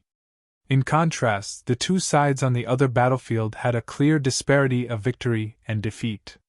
Nightmare Volcano. 800 years! Just another 100 years! I will be able to descend in the most complete and powerful form. By then, even if those minions can resurrect and reenact the first battle of the gods, I have nothing to fear. And you, a lowly ant actually. The woman wrapped in flames stared coldly at Alucier, who was like a candle in the wind. She slowly put down her hand, but the flames that were mixed with a murderous aura burned even more intensely. How should I deal with you? How can I appease the anger in my heart? Chapter 12:18. Lowly ant! I will place you in purgatory and let the flames of destruction gnaw away at your soul. When that time comes, you will realize that even a quick death is an unattainable luxury. The woman's cold voice contained a special soul power. Even a false god expert would instinctively feel fear, but Alysia remained indifferent from beginning to end. To be more precise, this was a kind of indifference. The calm expression in her eyes seemed to transcend fear and life and death. Lamentable, Alysia sighed. An existence that doesn't exist. Once your will truly returns, you, who have completed your mission, will be nothing more than a bubble. In terms of lowly, there is no difference between you and me when it comes to disappearing. As soon as this sentence came out, the woman's eyes were filled with hostility. You don't understand what true eternity is. I have already decided that your body and soul will suffer endless torment, but I will keep your eyes and let you see the end of this world with your own eyes. At that time, you will hate your own choice and hate this unavoidable fate. Unfortunately, my body and soul have already reached the end. Alysia didn't look at the woman anymore and turned her gaze to the cracked, withered wooden staff in her hand. There seemed to be a small sprout in the crack that was on the verge of death, indicating hope. But I will watch, always watch. I will not hate. Quiriana. No, Blanche, you don't need to hate, because in your eyes there is more than just hate. Before she finished speaking, Alysia's body trembled and instantly turned into particles and disappeared. The woman slowly opened her hand that was emitting electric light, revealing 2 bloody eyeballs in her palm. The last sentence seemed to echo in her ears. The woman's eyes were filled with hostility. She grabbed the eyeballs with her hand, and in the flames, the last bit of ash slowly disappeared in the suffocating air. The woman looked up at the sky and slowly raised her hands. In the center of the red cloud, the diamond-shaped eye outline slowly opened, but what appeared were not pupils, but pure blood color. 2 blood-red light beams projected from the outline and fell on the magma on the ground. 2 fountains began to emerge from the magma, and 2 bodies gradually took shape inside. When the 2 figures froze, more and more pillars of light shot down from the blood cloud. The entire space began to boil violently. Amidst the laughter of the woman that pierced through the clouds, countless terrifying figures faintly appeared in the blood cloud, forming an endless sea. The moment the eyeballs were destroyed, Shenrei's vision had begun to blur. The scene that happened later became more and more hazy. In the end, his consciousness returned to the dark moon's residence. The light of the nature tree in the supersystem also dimmed. The originally dense giant tree quickly withered, and the life force quickly dissipated as if its soul was extracted. Shenrei was blessed. He constantly infused the vitality and faith power in the galaxy to replenish it, and he finally stopped the aging process. The withered trunk cracked open, revealing a new tree inside. It began to sprout, returning from a towering tree to a small tree with a height of 2 meters. In any case, it finally regained its life. At the same time, in a distant place, Chilania stared blankly at the spiritual wood staff that produced green sprouts in her hand. She slowly knelt in a direction. In her beautiful eyes full of sadness, tears fell to the ground drop by drop. On the battlefield of the Jinyao territory, the war between the Human Coalition Army and the Demon Coalition Army was still ongoing. Rex the Great reacted quickly and immediately made arrangements for the Black Cavalry. He put the Elf's Magic Archer Legion and Magic Rifle Legion at the front, surrounded by heavy infantry with shields. Although the Black Cavalry was good at riding and shooting and could advance and retreat freely, the Elf's archery and marksmanship were the best in both worlds. The Elf's arrow range and accuracy were above the Black Cavalry. What was more terrifying was that almost every arrow had such power. Not only the archery, but the marksmanship was also extremely sharp. Even if the Black Cavalry shot at them, they were definitely not their opponents, let alone attacking while riding. Besides, the elf had the protection of the infantry. After a few rounds of attacks, the black cavalry couldn't get close, and they also lost a lot of troops. On the contrary, the Elf Legion was advancing step by step and had approached the core of the battlefield step by step. Rex the Great certainly wouldn't let the elves go deep alone. The dwarf bear cavalry and orcs followed closely behind. However, it was not a wise move to put the long-range troops at the front. Besides, the other parties still had ballistas. This approach was more to create pressure and boost the morale of their own side. Geraint made a prompt decision to let the cavalrymen return to their base. From the looks of it, both sides were in a tie. Seeing that the enemy's troublesome Black Flag soldiers were forced to return to their base, the human coalition army cheered thunderously. However, the cheers soon turned into nervous silence. The rows of huge figures behind the demon's coalition army moved. Battle puppets. Thousands of huge battle puppets slowly rose into the air like a dark cloud, moving slowly towards the human coalition army. This speed wasn't fast, but it created even more pressure than fast. This was especially so when the battle puppets moved through the air in a formation and hierarchy. They were like truly well-trained elites. Every human's heart was shrouded in a layer of haze. The elf archers and gunners' shots landed on the battle puppets, but only left shallow dents. They couldn't penetrate those huge bodies at all. Under Rex the Great's command, they hurriedly retreated. Hundreds of huge figures rose into the air from the human coalition army. They were the dragons from Ryuzaku. Several Griffin Legion were also ready to attack. On the demon side, the Wyvern Legion and the Griffin Legion were also ready to attack. Further back, the magic crystal cannons and catapults of both sides had readjusted their attack angles. The most intense phase of the battle was about to begin. It was not Rex the Great wish to use his strongest trump card so early, but he had no other choice now. The commanders of both sides issued the order to attack at the same time. Countless flames that symbolized death burst out from both sides. The light of the magic crystal cannons, the fire meteors of the catapults, the arrows of the ballistas, the dragon breath of the giant dragons, the long-range missiles of the battle puppets, the magic spells of the magic legion, arrows, bullets. At the moment when the flames of both sides were about to intertwine, everything came to a standstill.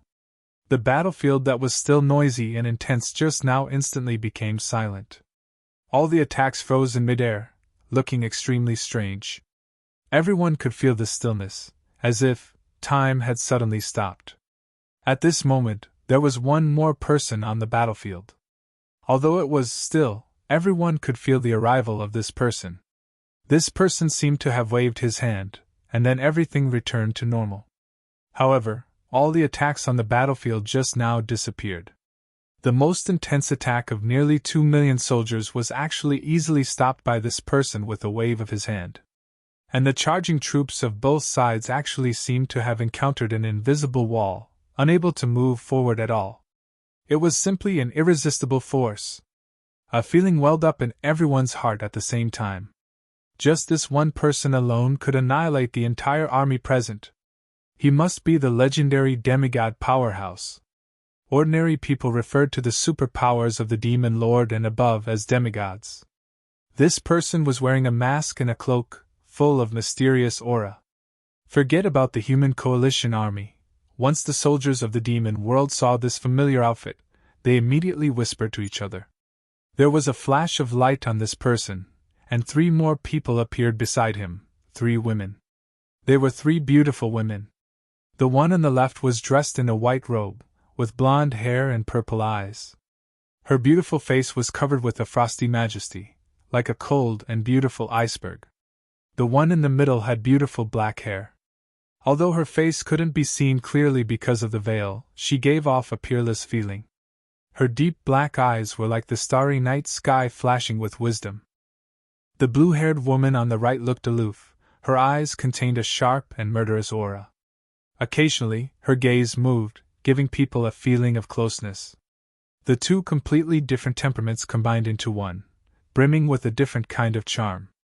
The 3 women each had their own charm and temperament, but they had a special thing in common, and that was that they all wore headwear that showed their identity, a crown.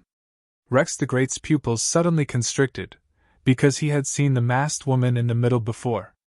That was a few years ago in Dragonhorn City. At that time, not only did this woman appear, there was also another little girl, and, no wonder at that time, he felt that the masked woman's temperament was the same as his. It turned out that she was one of the 3 kings of the demon world. In that case, Rex the Great's hand that was holding the sword trembled, and his gaze landed on the masked, cloaked man. "Your Majesty! Your Highness!" The demon army no longer had any doubts. They put down their weapons in unison and lowered their heads to salute.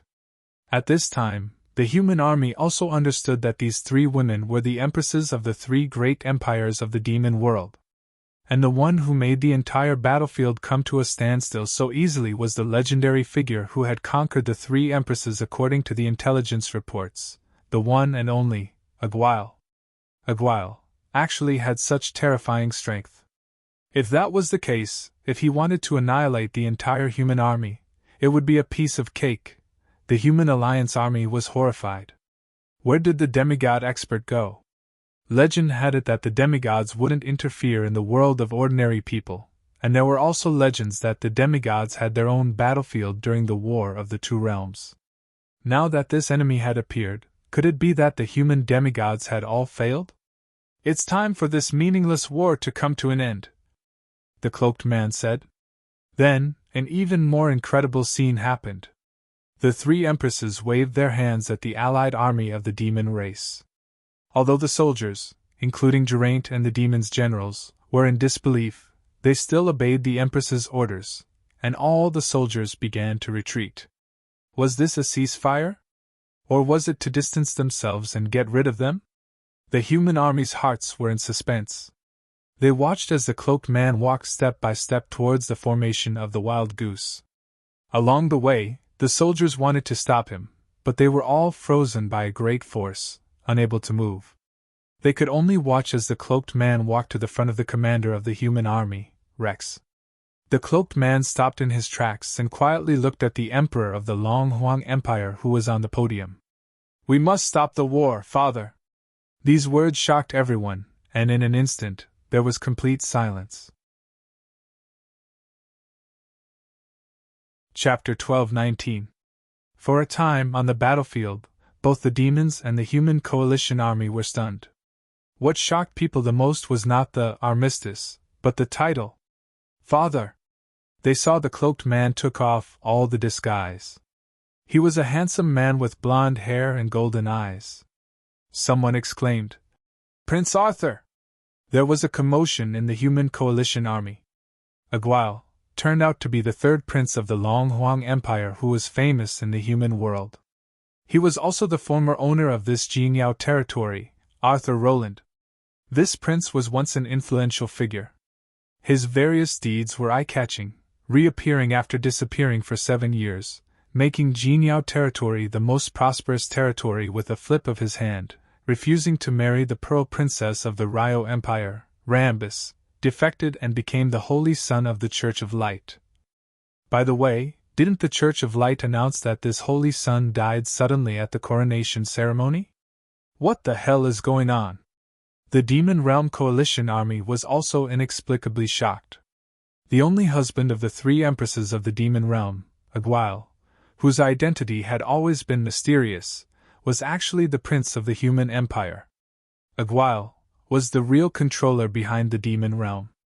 He had single-handedly facilitated the alliance of the 3 empires of the Demon Realm. He was the founder of the popular game kingdom in the world. He was also the creator of the peace and prosperity of the entire Demon Realm. No one would have thought that the true identity of the greatest demons in history turned out to be a human. Many demons recognized this human's face, the husband of the former Dark Moon Lord Athena, the famous human internal affairs officer who was rumored to be dead for a long time. This human followed Jia as early as when she was still the Dark Moon Princess Royal. It was well known that he had no strength, but he was actually the same person as the powerful Aguile. It's amazing! The amount of information revealed by this truth was so great that people couldn't even wrap their minds around it. The 3 empresses still looked calm. Apparently, they already knew it. How many years has it been? I can finally say it without any scruples. Shinrei looked deeply into Rex the Great's eyes. The truth is more than that. But the most important thing now is to stop this meaningless war, my father. When Rex the Great heard him call him father, in front of everyone, he felt a mixture of emotions. Just as he was about to speak, 3 beams of white light suddenly fell from the sky. Within the light, the 3 figures quickly became clear. There were 2 men and 1 woman. They were dressed in pure white robes and had 12 wings on their backs. The 3 supreme angels of the Holy Mountain of Light. Richard, you've broken the rules. Michael didn't look at the million-strong army. He just stared at Shinrei, and the armor of faith slowly appeared on his body. Richard is just an alias. You can call me Shinrei or Arthur. Arthur Roland. Shinrei looked at the 3 supreme angels and thought to himself that they had come at the right time. I have something extremely important to tell you. Cut the crap. Raphael gripped the silver staff in his hands tightly. In fact, he felt a nameless rage the moment he heard the name, Arthur Roland. There's no point in quibbling. Since you've broken the rules, you must bear the consequences. Die. Gabriel, who had his eyes closed, didn't say anything. He gripped the holy melody sword tightly, expressing his stance. When Rex the Great saw that the 3 supreme angels had the intention of joining forces, he couldn't help but be shocked. Back then, he had personally seen Arthur barely escape from Raphael's hands. Now, the 3 supreme angels were all at the same time. 3 sirs. Just as Rex the Great said this, he felt the space shake. The 4 people on the battlefield instantly appeared in midair. An independent space was formed in midair. Even though there wasn't any power or aura leaking out, everyone on the battlefield felt an invisible pressure that made their hair stand on end. It was as if they were surrounded by countless bombs and could be blown to pieces at any time. In the space, 3 white figures emitted a brilliant light, forming a special triangular formation that surrounded the enemy in the center. The triangular formation released different powers of kingdoms. When these 3 powers collided, they didn't repel each other. Instead, they resonated and began to fuse into a mysterious whole. The resonating sound became more and more ethereal, revealing an ancient and vicissitudes of life. When the people below heard the resonating sound, they couldn't help but feel small and insignificant. It was as if this was a divine decree from a mighty and supreme existence that needed to be worshipped. Shinrei instinctively felt danger. This was definitely the oracle formation that Raphael had been relying on in the Pillar of Light space to fuse the 3 supreme angels' kingdoms. The 3 supreme angels had experienced his strength more than once, and they knew that they weren't a match for him in a one-on-one fight. That was why they had used their strongest joint attack right from the start. They probably wanted to use this opportunity to kill this strongest enemy in one fell swoop. The murderous intent intensified. That's right, this was their intention. Shinrei activated the polar star transformation without hesitation. Purple starlight shone in the core of the triangular formation. In the eyes of the people below, although the purple starlight was dazzling, it was quickly suppressed by the power of the triangular formation. The starlight was rapidly shrinking and decreasing at a speed visible to the naked eye. The purple starlight flashed and instantly expanded again. The triangular formation was filled up by a boundless galaxy. The especially dazzling nebulae in the galaxy gradually converged toward the center. This, converging, was not like the weakening from before, but an active contraction. As the galaxy shrank bit by bit, the pressure on the triangular formation seemed to be increasing, and it started to tremble slightly. Then, everyone's vision blurred, and they couldn't see what was happening. They could only feel some kind of indescribable shattering power. The space in the sky had probably been shattered. The remnant aura it emitted was so powerful that everyone felt like they had lost all their strength. They could only maintain their frozen posture and stand there in a daze, unable to even think. Even the usually high and mighty saint-level beings were no different from ants in the face of such absolute power. This was the power of a true expert. Any one of these 4 people could easily annihilate the entire army. The 4 people in the fierce battle in the sky had already returned to the ground. Shinrei was panting slightly, and the star armor on his body had already cracked. The three archangels weren't in much better shape than him. Their armor of faith had been shattered, Michael's face was deathly pale, Gabriel had blood seeping out of the corner of his mouth, and Raphael's face was covered in cracks that were rapidly healing. The three supreme angels were extremely shocked. They originally thought that the strongest oracle formation that the three of them had unleashed together would be able to subdue or kill the opponent in one fell swoop. They didn't expect that they would actually be evenly matched.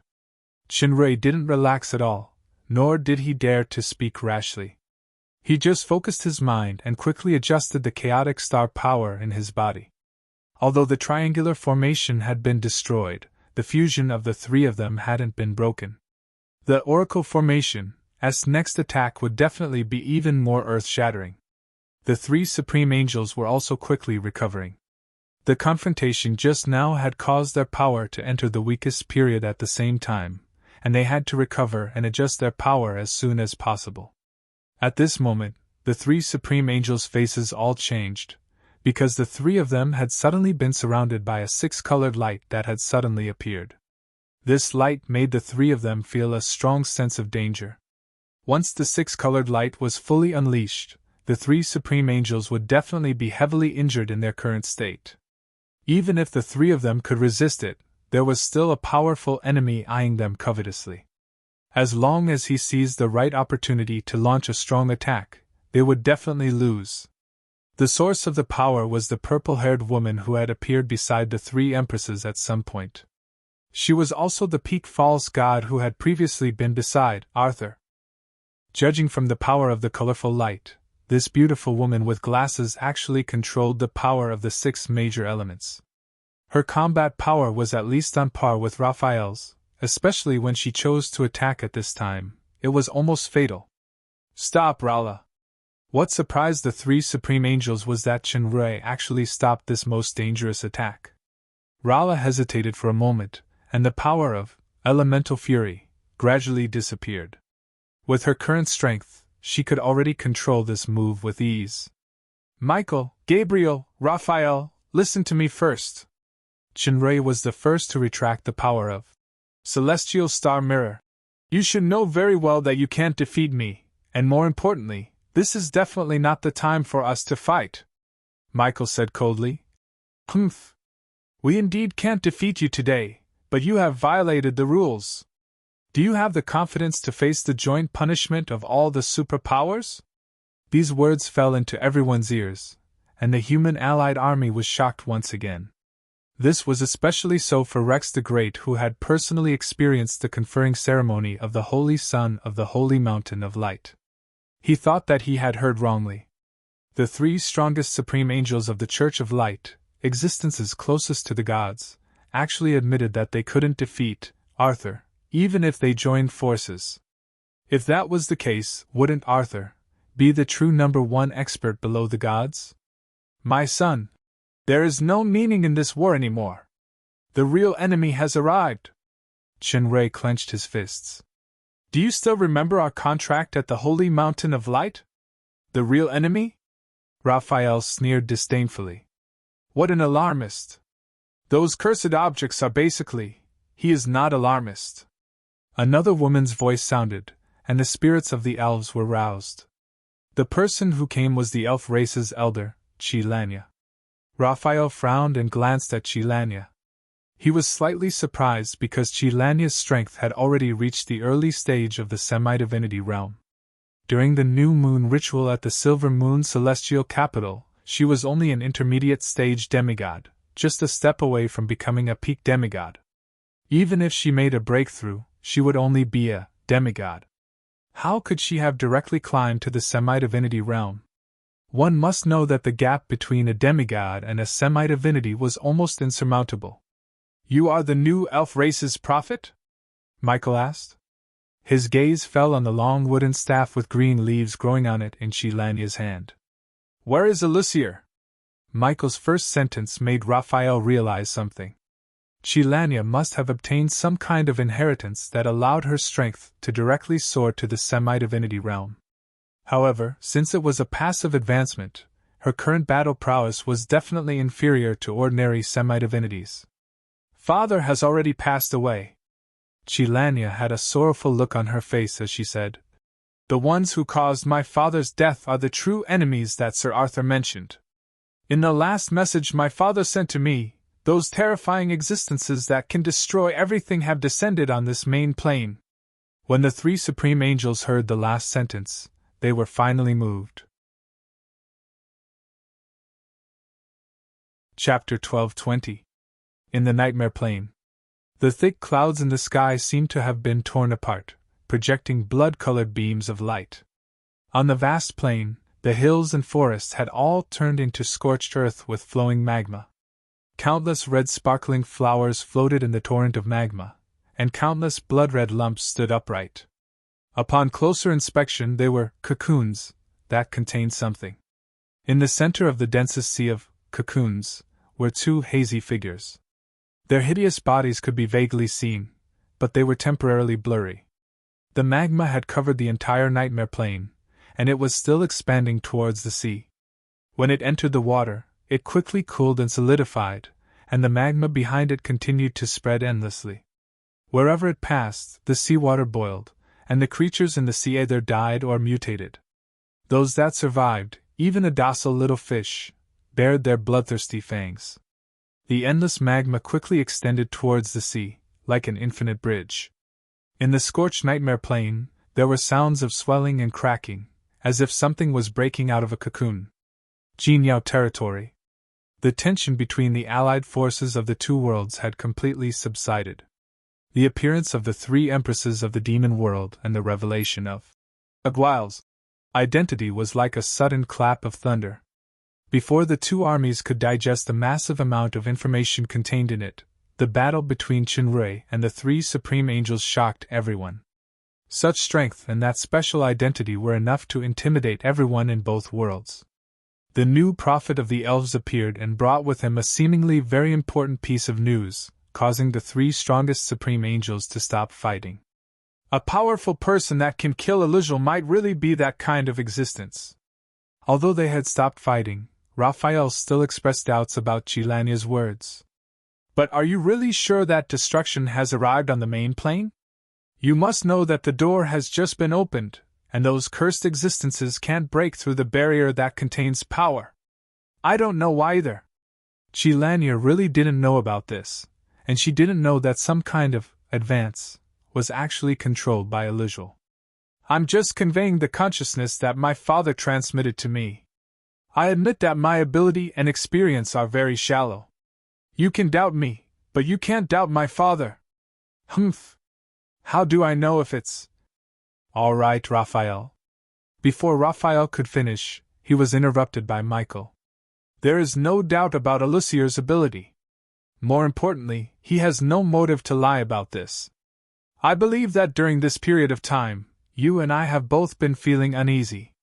Previously, I thought that it was because of the battle with Arthur, but now it seems that it is not because of the battle, but because of the abyss." Gabriel also nodded. Only then did Qinrui realize that he was not the only one who felt uneasy. Michael continued, "The question is, where is the place where the abyss will descend? Is it the demon realm or the surface world?" Chilania shook her head and replied, "I'm not sure. I haven't completely digested the power of the prophet's inheritance, so I can't use any talent like foresight. It's a place where lava is flowing everywhere. The ground is shaking." Qinrui's words attracted the attention of Michael and the others. "By the way, the smoke is very thick. It's very likely a volcanic eruption." Raphael frowned and asked, "How do you know?" "Because of the tree of nature." Qinrui glanced at Raphael indifferently and said, "I also have another identity, the guardian of the tree of nature, the hero king of the elves. You can also call me your highness, the elven king." The corner of Raphael's eyes twitched.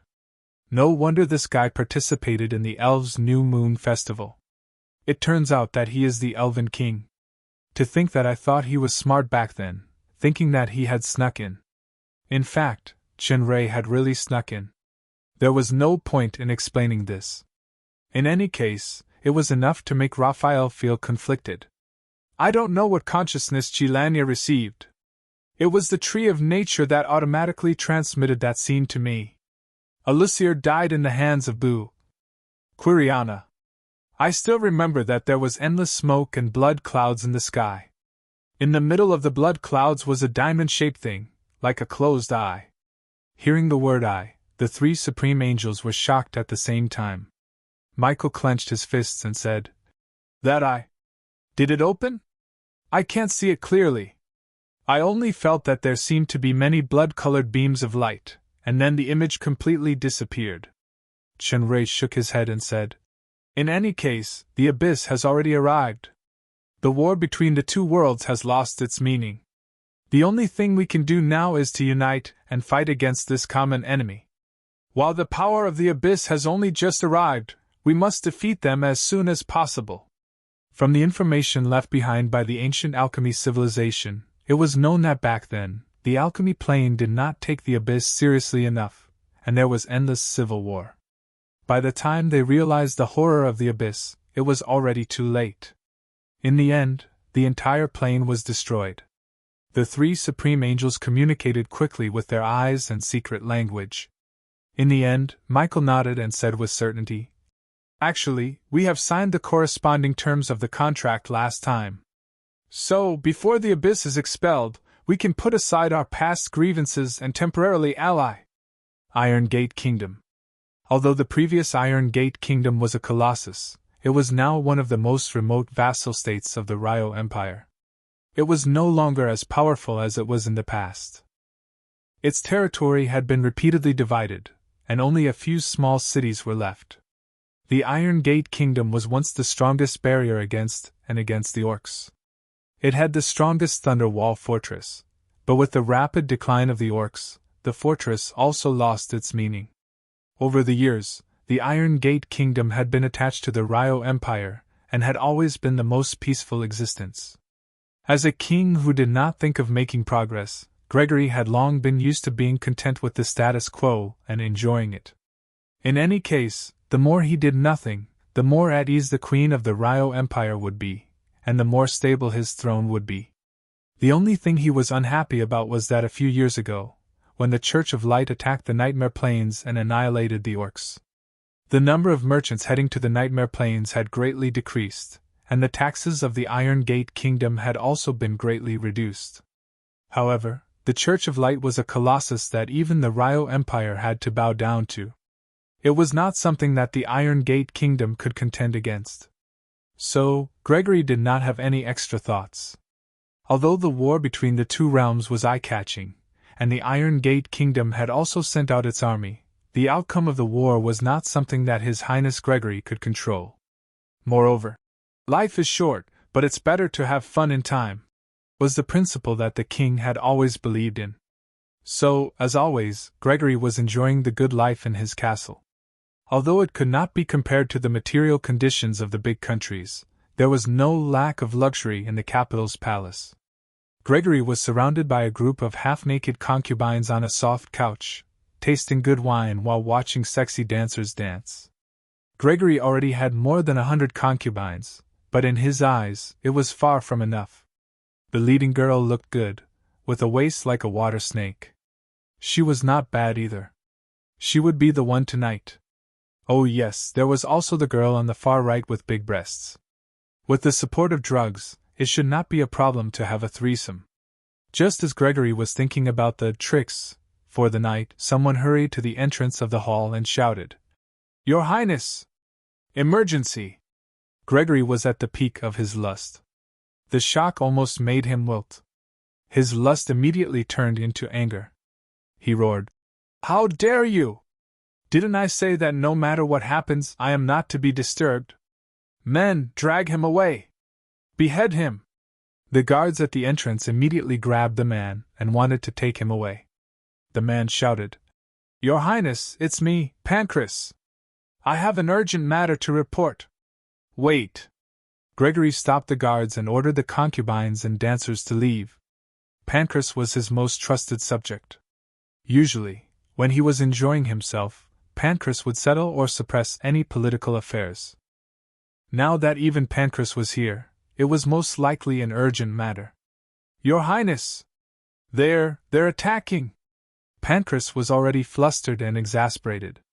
He had just escaped death, so he was stuttering. They're attacking? Gregory frowned. Who's attacking? Demons? Impossible, how could they be so fast? It's not demons. I think it's from the Plane of Nightmares. The orcs in the Plane of Nightmares have long been wiped out by the Church of Light. With the Thunder Wall Fortress, even the remaining orcs can forget about breaking through.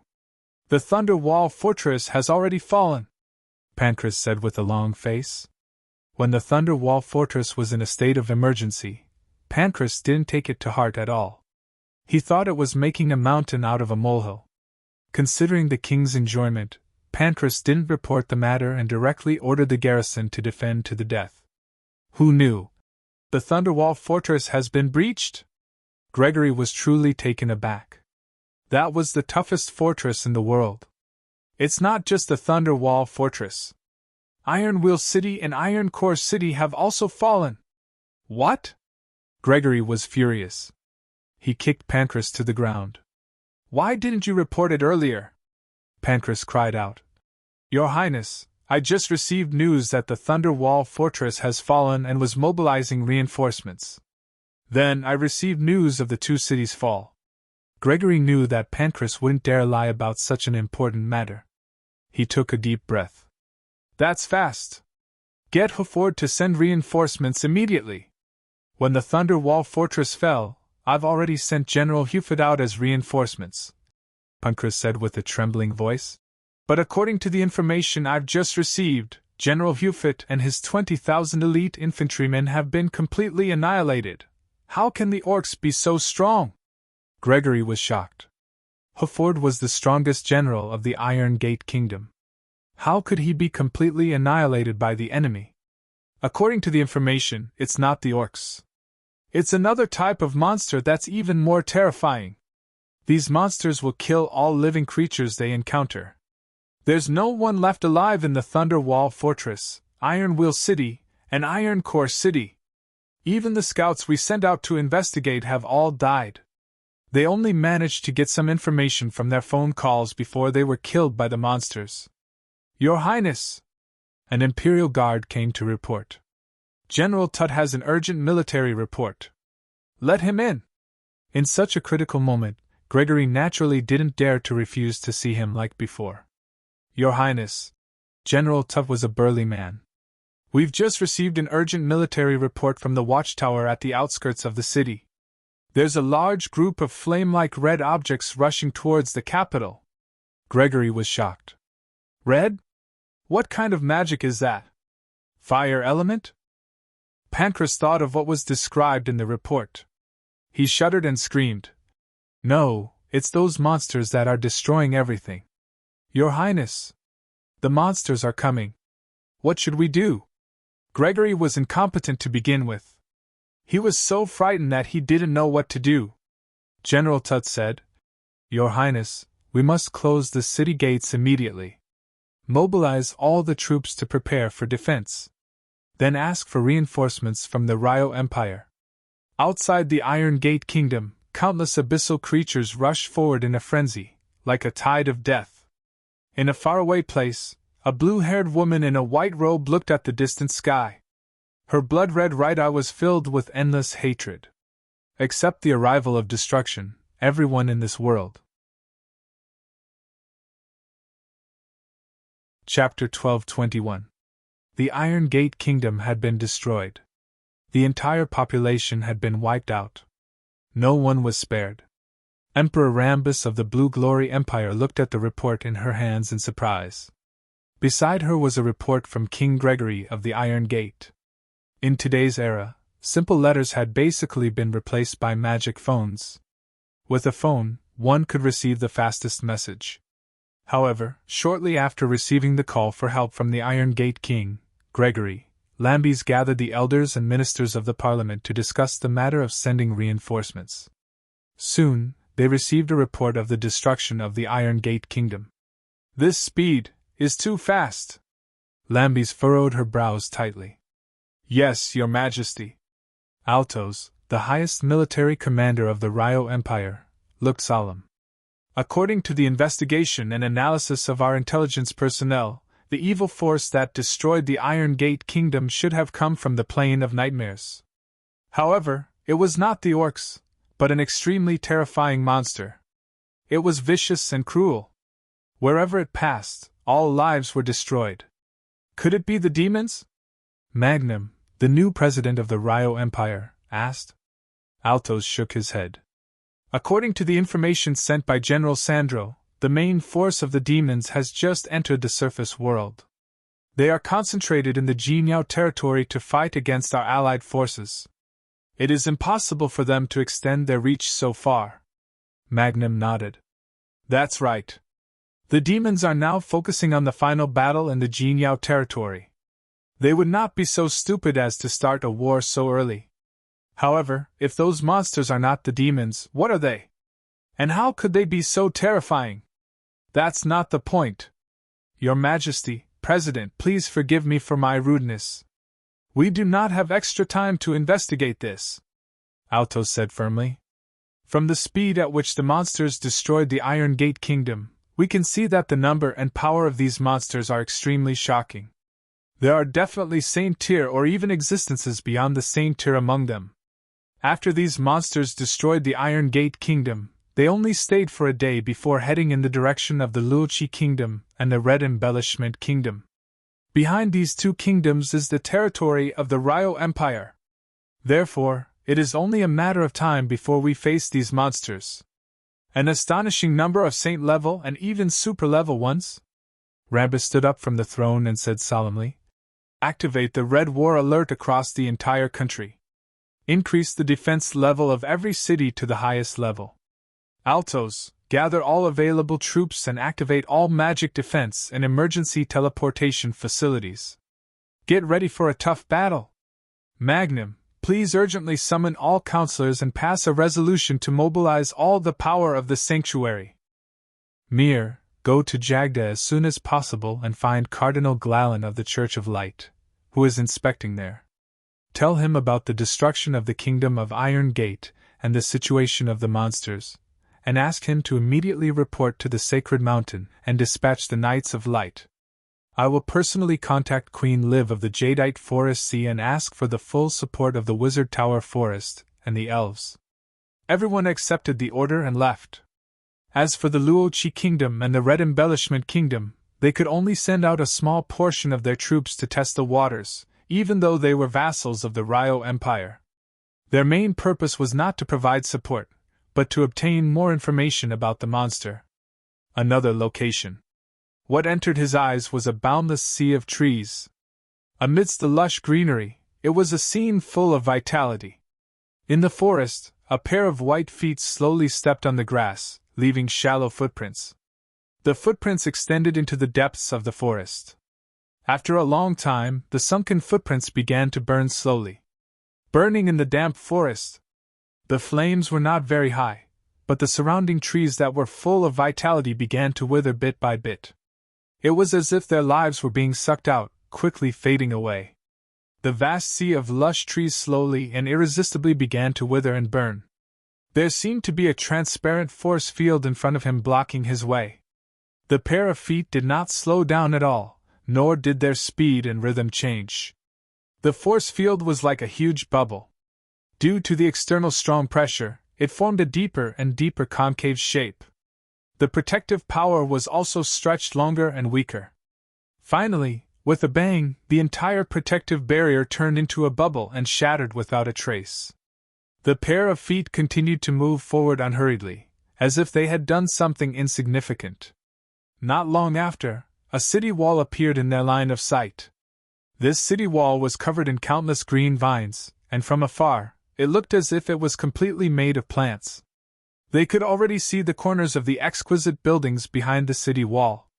The city gate was already closed, and the elven guards on the city wall were fully armed, as if they were facing a formidable enemy. In the instant that they sensed the protective barrier shattering, the entire Silver Moon Immortal City had entered a state of high alert.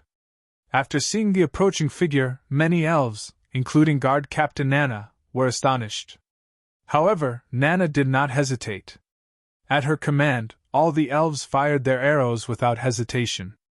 A rain of arrows rained down on the graceful figure in the white robe. The elven race was renowned for their outstanding archery skills. These arrows were far superior to ordinary arrows in terms of precision, and power, especially when they were all aimed at the same person.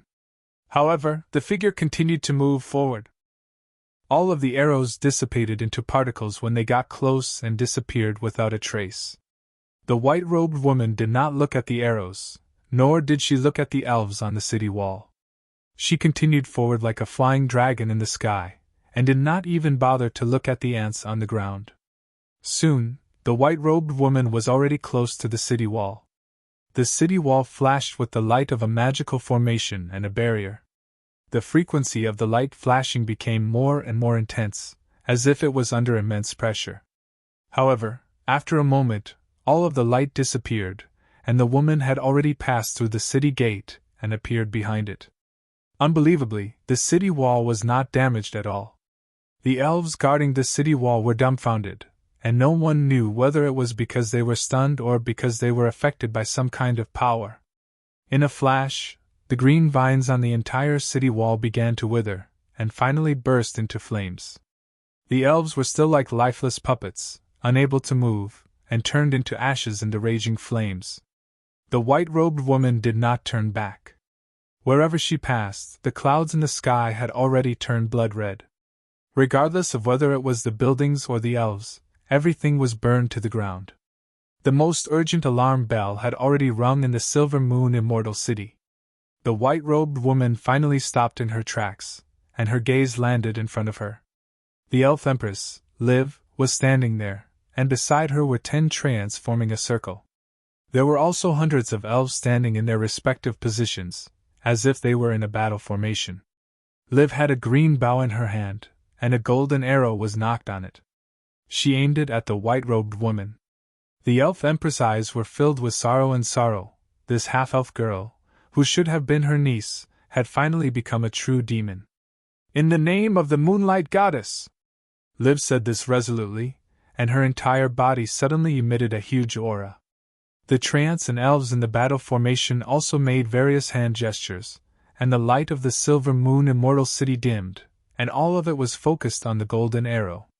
The first of the 3 elven bows, the Moonlight Cloud Bow? The white-robed woman's beautiful face revealed a trace of a mocking smile. "This is a godly weapon that has been truly blessed with power. Unfortunately, those clowns have long fallen, and you are a pitiful wretch who has lost your protection. You can't even use a 10,000th of its full power. Even if you use the position of the Elf Empress to gather all the faith power of the elves with a secret circle, so what? You can't even hurt a hair of mine." Before she finished speaking, Liv, whose power had been brewed to the peak, loosened her fingers, and a golden light shot out from the bow.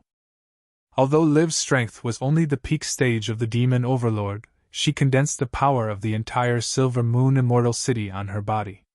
She shot it through the godly weapon, the Moonlight Cloud Bow. This arrow carried an unparalleled, invincible, and unavoidable power. It flew toward the white-robed woman like lightning. Even the super powerhouse next to Liv couldn't see the trajectory of this arrow. They could only faintly feel the strong blurriness caused by the high-speed tearing of the space along the way. As the white-robed woman said, this arrow condensed the power of all the Silver Moon Immortal City. It also carried the faith and hope of the elves. It was the strongest blow. In a split second, all the changes had stopped. A golden arrow was gently clamped between 2 fingers, and all of its power was extinguished like a strangled candle. "The power of an ant!" The white-robed woman sneered contemptuously. "Not to mention you, even the Moonlight Goddess Serene can't destroy the true will that I have." As she said, the golden arrow that seemed to be metallic suddenly turned into wood. The arrow feathers also turned green like a new bud from a tree branch. It instantly shattered. The shattered arrow swept past the face of the white-robed woman, and several bloody marks actually appeared. The white-robed woman didn't expect that the arrow that she disdained would have such a change. It even hurt her. The hostility in her right eye grew. She clenched her hand into a claw and waved violently. Liv, who wanted to shoot the second arrow, trembled suddenly. Her movements froze. At the same time, the treants and elves in the formation also froze. The wound on the white-robed woman's face had healed in an instant. She did not look at the elves again and walked in another direction. Queen Liv's lips moved, and she used the last of her strength to say a name. Blanche. The name Blanche made the figure of the white-robed woman stop. She didn't look back, but her left eye became more and more empty. My name is Quiriana. When the last 4 words came out, Liv and all the elves and treants in the formation turned into dust and drifted in the air. The Silver Moon Immortal City and even the entire jadeite forest was ignited with thick smoke. In the sky above the frozen sea near the jadeite forest, the 5 streams of light that were originally flying towards the plain of nightmare also noticed the blood clouds and thick smoke in the distance. They immediately changed their direction and flew over. Quiriana was still walking slowly, as if she was the messenger of the netherworld. Everything around her was destroyed. The Silver Moon Immortal City that was originally like a fairyland turned into a sea of fire purgatory. Her footsteps stopped. In front of her was a graveyard. The graveyard of the half-elves. The half-elves were despised by the elves. After they died, they couldn't enter the elven graveyard. They could only be buried in this simple wasteland. This was Quiriana's destination. Standing in front of the graveyard, she slowly opened her hands and chanted an incomprehensible syllable, as if she was summoning some special existence. Black gas emerged from the graveyard. It was faintly filled with endless resentment and hatred, condensing together. Quiriana's right eye glowed with a strong bloody light. Her white robe turned crimson red. The shape of the black gas quickly began to change. It gradually turned from invisible to tangible, as if it was a weapon. Chapter 12:22. The black smoke gradually solidified, and a dark golden long whip could be vaguely seen.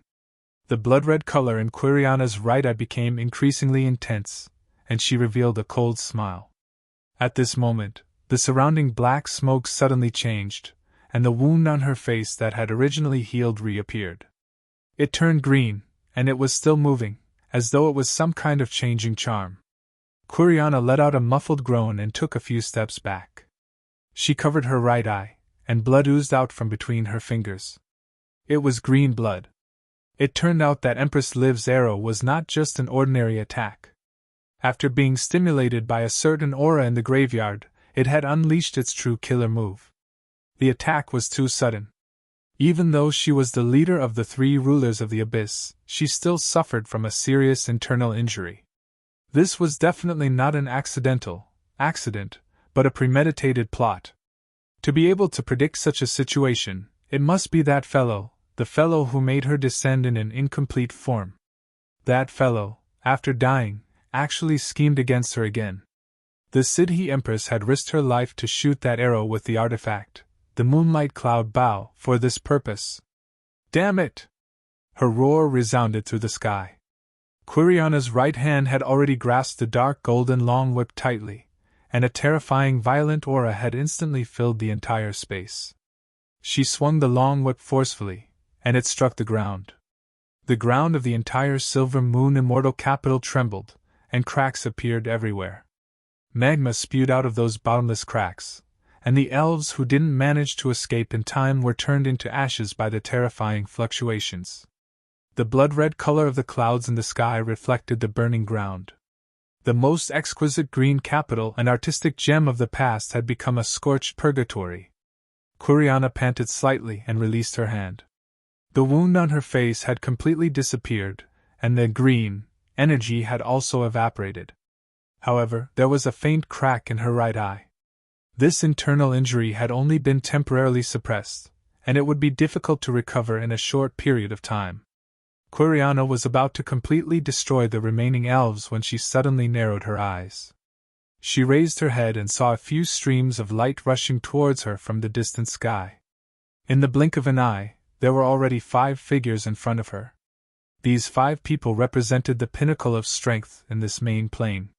Michael, Gabriel, Raphael, Chunrei, and Rala. When the great enemy, the Abyss, arrived, the two sides that were originally hostile finally reached an alliance. The war between the demon realm and the surface world also came to an end for the time being. However, they did not withdraw their troops. Instead, they were on standby in the Jinyao territory. Just as Chunrei was planning to return to the demon realm to look for Satan and the others, the third supreme angel received an urgent message from the church and learned about the nightmare volcano's eruption and the Iron Gate Kingdom's destruction. As it turned out, the Abyss had descended on the nightmare volcano. The five of them made a prompt decision and headed east together. Originally, they wanted to go to the already destroyed Iron Gate Kingdom, but on the way, they discovered the strange state of the jadeite forest. A third of the huge forest had actually been burned down. As a result, the five of them changed their destination and came to the scene immediately. However, they were still one step too late. The entire Silver Moon Immortal Capital, as well as the entire elf clan, had been annihilated. "Is that you, Blanche?" Looking at the familiar half-elf face and feeling another, familiar, hateful gaze, Chunrei took a deep breath and said another name. "No, I should call you Quiriana. I said that we would meet again soon." Hearing the name, Blanche, Quiriana's eyes flashed, and the corners of her lips curled up slightly. This smile was full of sharp, murderous intent. The person in front of her had first defeated her at the Tree of Nature and destroyed the Gate of the Abyss that she had spent 20,000 years on, and was about to succeed. Then, he destroyed her main altar and destroyed her projection. She had told this person that they would meet again soon, because in another 100 years or so, she would be able to truly break through the authority barrier and descend to the main plane in her complete form. Now that she had been hastened by Elijah's tricks, the meeting had also been brought forward. "At least it's faster than I thought." Chunrei smiled slightly. He was as calm as water, but he was fully alert in his heart. He was always on guard against the other party's attack. This was no longer a projection, but Quiriana's real body. Race, half-elf, body of curse, comprehensive strength assessment, SSSS+++, physique SSSS+++, strength SSSS+++, spirit SSSS+++, speed SSSS+++. Analysis, hate. Danger level, extremely high. Chunrei only knew today that unlike the S++, between the peak stage of the demon overlord and the kingdom, there was actually more. SSS++, between the peak stage of the false god and the god level, which was a higher level. The comparison of this strength level was just like the Super Saiyan in the manga, Dragon Ball, that he had read before. Super Saiyan was also divided into 3 levels: Super Saiyan, referred to as Super 1, Super Super Saiyan, referred to as Super 2, and Super Super Saiyan, referred to as Super 3. The difference in strength between each level was very big. In the elements world, he had already experienced the peak stage false god strength of the major elemental envoy, Super 2. In fact, even though it was the elements world, due to the sealing of a certain taboo power, the strength exerted by the major elemental envoys was a certain amount of water. Of course, infinite rebirth in the elements world was considered an additional cheat. Without the assistance of the 7 artifacts, Chunrei's strength was only equivalent to between Super 1 and Super 2 when he first entered the elements world. It was not until he desperately comprehended the heaven's integration power of gods of heaven mirror that he stepped into the Super 2 level. Michael and Satan were originally only a step away from Super 2.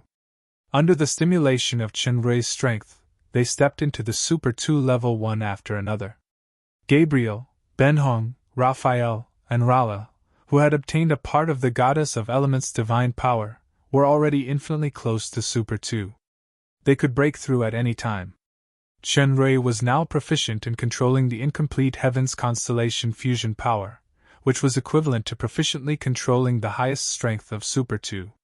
He suppressed Michael and Satan, faintly becoming the strongest powerhouse of the 2 realms.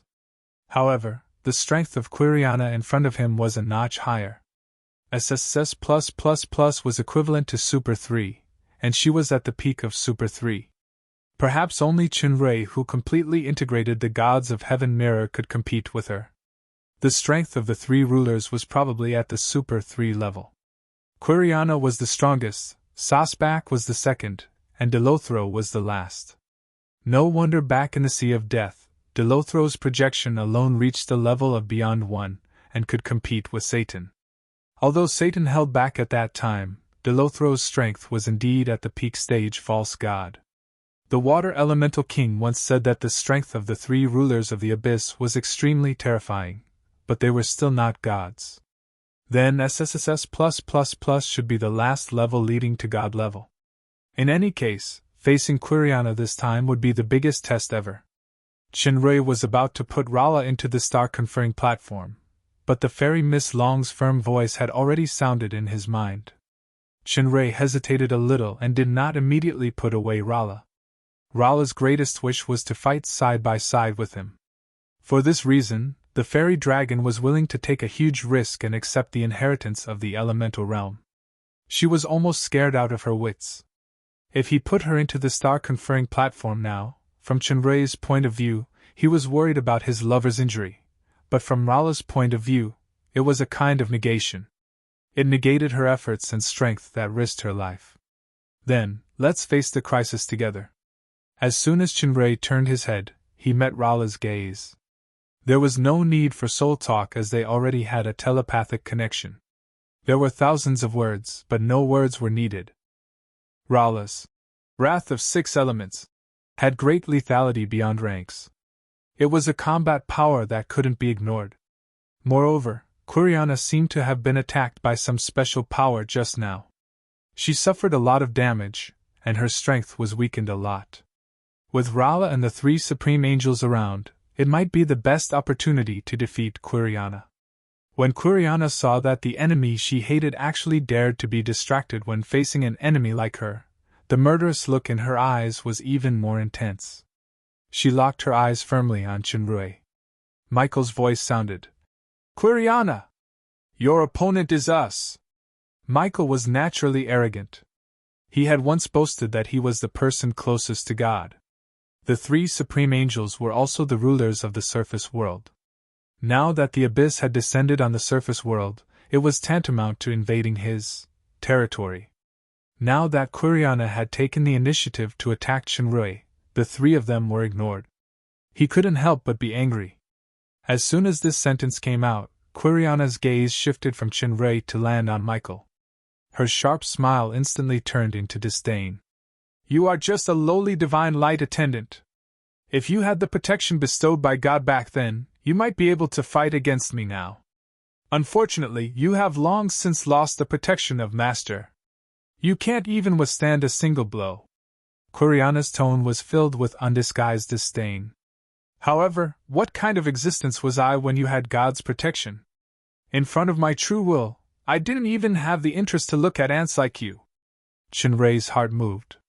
The information revealed by these words was unknown to him previously. It vaguely revealed some major secrets. Michael and the other 2 were called Divine Light Attendants by Quiriana. At the beginning, Ben Hong also called Michael the Attendant, who fooled the gods. Combined with the gods' association of the super system, the 3 supreme angels were probably the oracle of a certain god. That's right, the god of light. The protection bestowed by gods should be the divine power that the gods gave to the oracle. It was similar to the bonuses of star sealing and star enhancement. From Quiriana's words, if the 3 supreme angels still had God's protection, they could compete with her. That was equivalent to the strength of SSSS+++. In this way, it could be inferred that Michael and the other 2, including Satan and Ben Hong, were survivors of the twilight of the gods. Since the god they served had fallen and went to God's protection, their strength was greatly reduced. They relied on their own training for many years to recover bit by bit. Quiriana's last 2 sentences were even more shocking. During the strongest era when Michael and the other 2 had God's protection, her true will was even disdainful of these ants. Then, Quiriana's so-called true will should be at the God level. Then, what form of existence is she in now? What is the relationship between the abyss and the gods? Why does she want to destroy everything? For a moment, Chenrei's heart was filled with doubts. If I wanted to choose the first person to kill, it would also be him, not you. Quiriana's gaze returned to Chenrei. Such contempt made Michael's face turn pale. He glared at Chenrei fiercely and quickly formed a triangular formation with Gabriel and Raphael, surrounding Quiriana. Chapter 12:23. The three supreme angels turned into three white shadows, and the kingdom instantly fused together, producing a mysterious resonance. Like an ancient oracle, a huge power set off monstrous waves, rushing towards Quilian from all directions. The oracle formation. Chenrei had experienced this move before. Even his polar star transformation was completely suppressed when he was caught off guard. The huge wave suddenly paused, and its direction actually began to change. It began to spin, and instead sucked in all the power that was surging towards it. The source was the gently dancing fingernails. The fingernails that were as sharp as knives rotated gently. It was just a casual movement of his left hand, but he was able to play with the enormous power of the entire oracle circle in his palm. What kind of power was this? There was no longer any anger on Michael's face, only unprecedented seriousness. With a loud shout, the vortex of the oracle formation suddenly changed. It actually borrowed Quiriana's own power and turned into a huge halo. The light, flames, and everything else in the vicinity all gathered towards this halo. This attack had not been launched yet, but it already vaguely contained the true might of heaven and earth. It was as if there was a small universe within this halo, abundant and unstoppable. Sinner who has lost his way, accept the guidance of the light of cleansing. The power of this light of cleansing was so shocking that even Chenrei was moved. Back when they were fighting in the Golden Glory territory, the three heavenly angels did not use this move on him. This was not because they were lenient, but because this move required a considerable amount of time to prepare. Judging from the current state of the three angels, they had also paid a considerable price. During the battle in Jinyao territory, the three had originally thought that the oracle formation would be able to take down Chenrei. They did not expect his strength to exceed their expectations. Before they could use this ultimate move, both sides were already injured. Later on, Rala's elemental fury was used in time, and Chenrei's words resolved the battle, so this killer move naturally did not appear. Now that Quiriana had brought an unprecedented sense of danger to Michael and the others, how could they still hold back? They paid a hefty price and immediately used this killer move. Within the ring of light, the space around Quiriana began to compress rapidly under the terrifying pressure around her. Her body began to distort, as if she could collapse at any moment. At that moment, Quiriana's distorted figure moved. This time, it was her right hand that held the whip. As soon as the dark golden whip was waved, Chenrei felt that the nearby space seemed to be struck by a thunderbolt.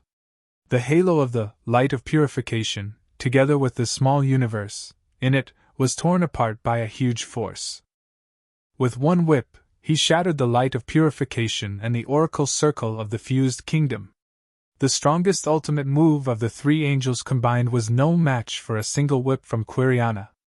Looking at Quiriana, who had recovered from the distortion, and the cunning smile on her face, Chenrei was shocked. Is this the strength of an SSSS+++? The white light on Michael and the others had dimmed a lot, and their facial features were bleeding. Clearly, they had suffered serious injuries, but the oracle circle had not completely collapsed. Michael looked at Quiriana, who had a cynical look on her face, gritted his teeth, and made up his mind. Let's go! The three angels had worked together for many years, and they could be said to be telepathic in battle.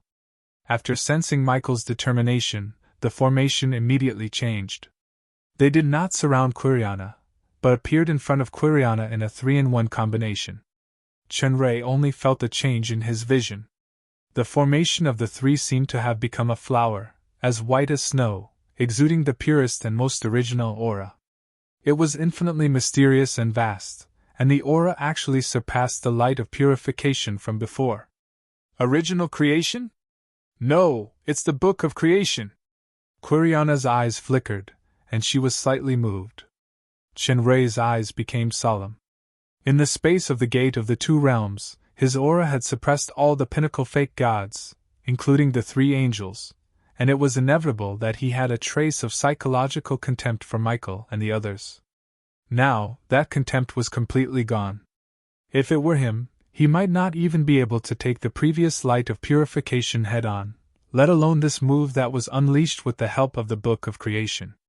The Book of Creation placed in the brilliant shrine was actually brought out by the three angels this time, and it could even unleash such power. If not for the timely resolution of the grudge between the two sides in the Jinyao territory, the one facing this super-ultimate move would be him. Shinrei was secretly vigilant.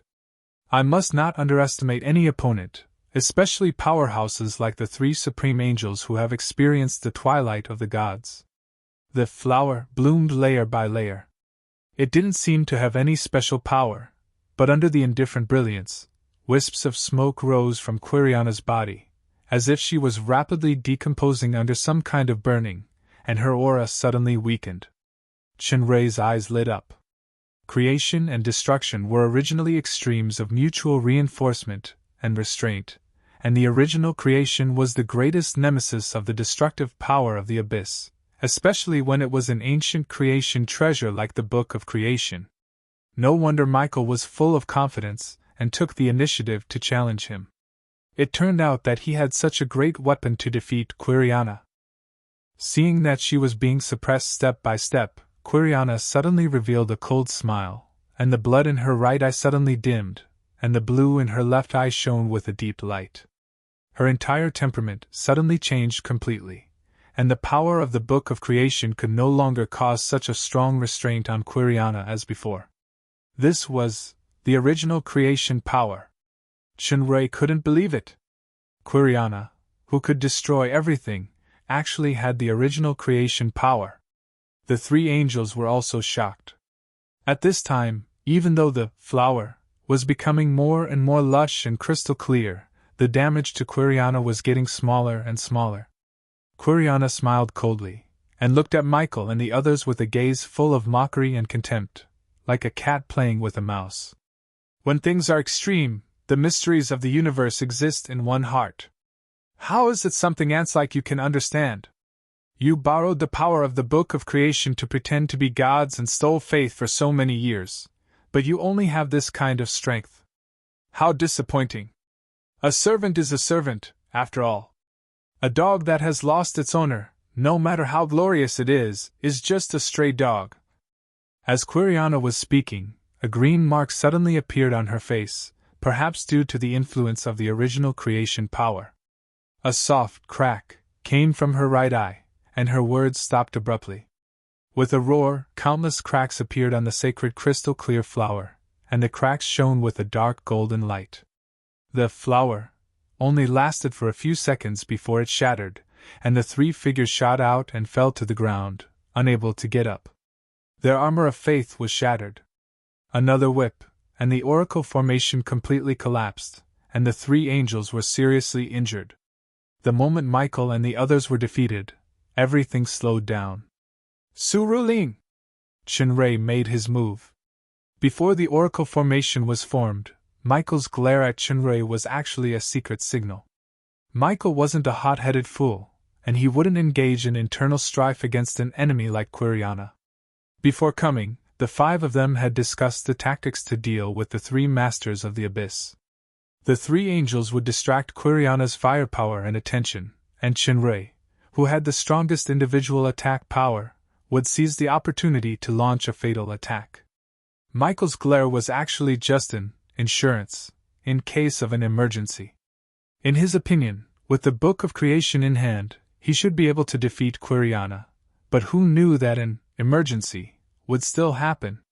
Quiryana actually transformed the original creation power and defeated the three of them. Even though Quiryana's attack was successful, it had clearly triggered some kind of injury. Now was the best time for her to use her old power, and she hadn't recovered yet, so Shinrei decisively chose to attack. Shinrei used the power of time. Just now, The three angels had already tested Quiriana's terrifying combat power. Facing such a powerful enemy, he had to use his strongest power.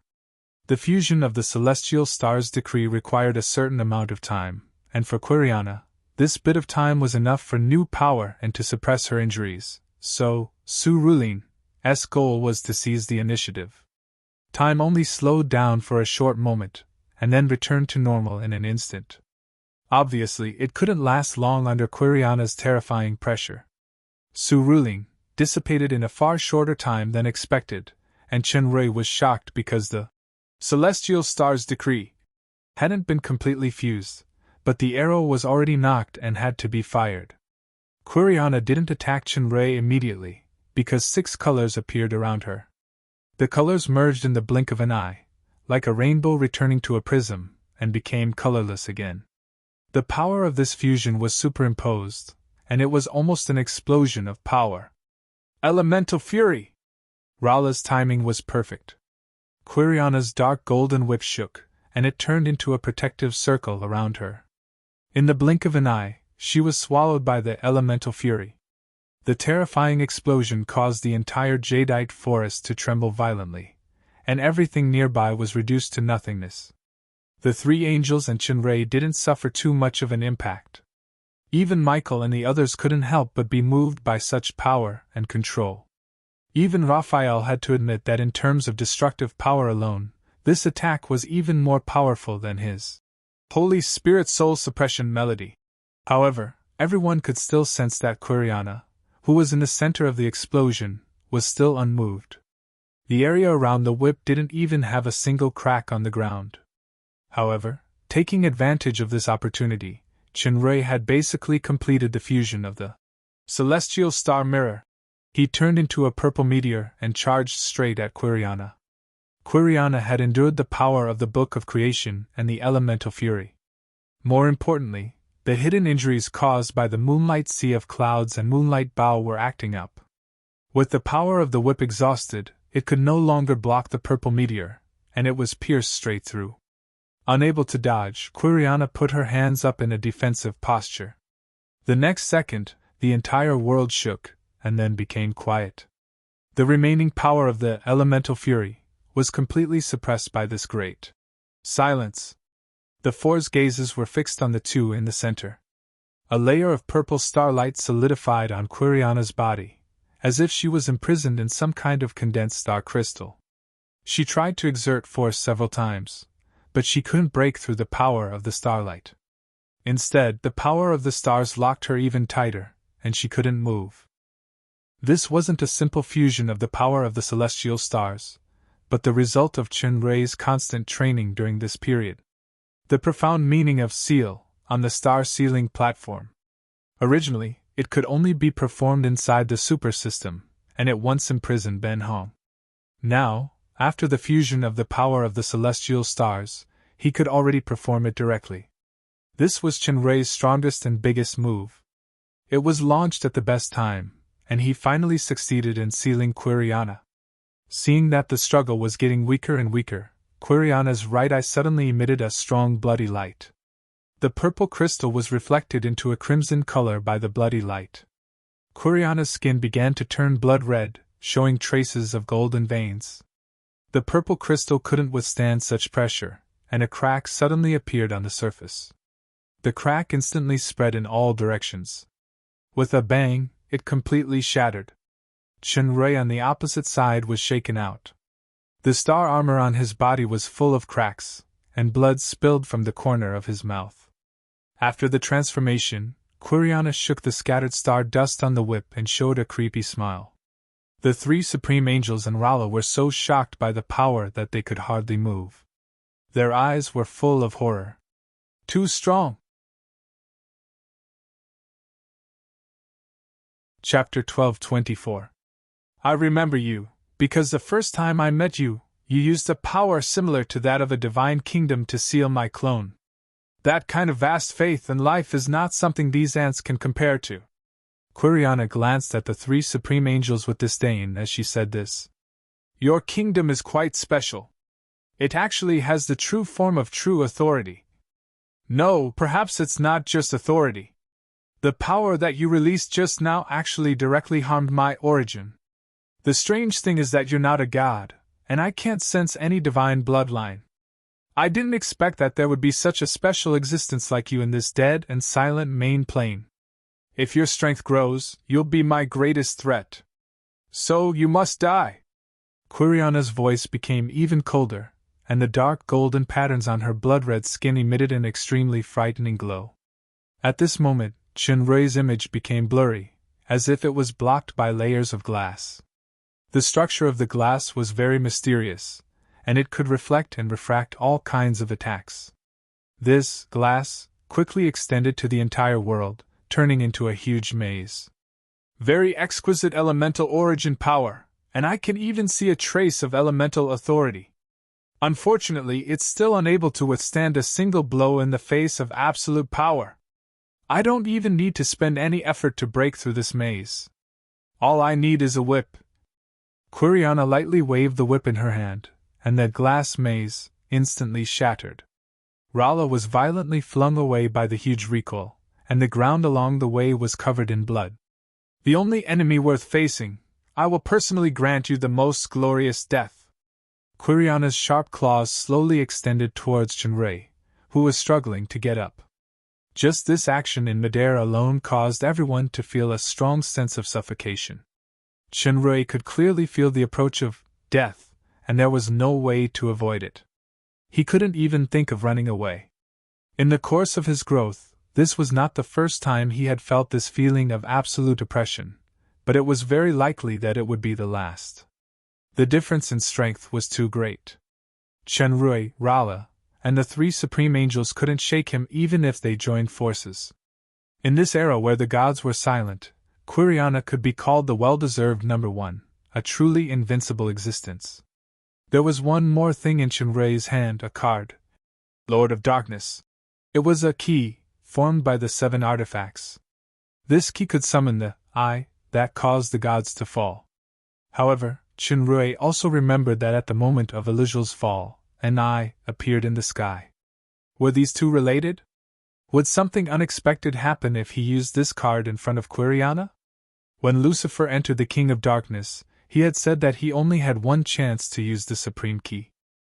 Furthermore, not only must you have the resolve to destroy yourself, you must also have the courage to bear the destruction of everything.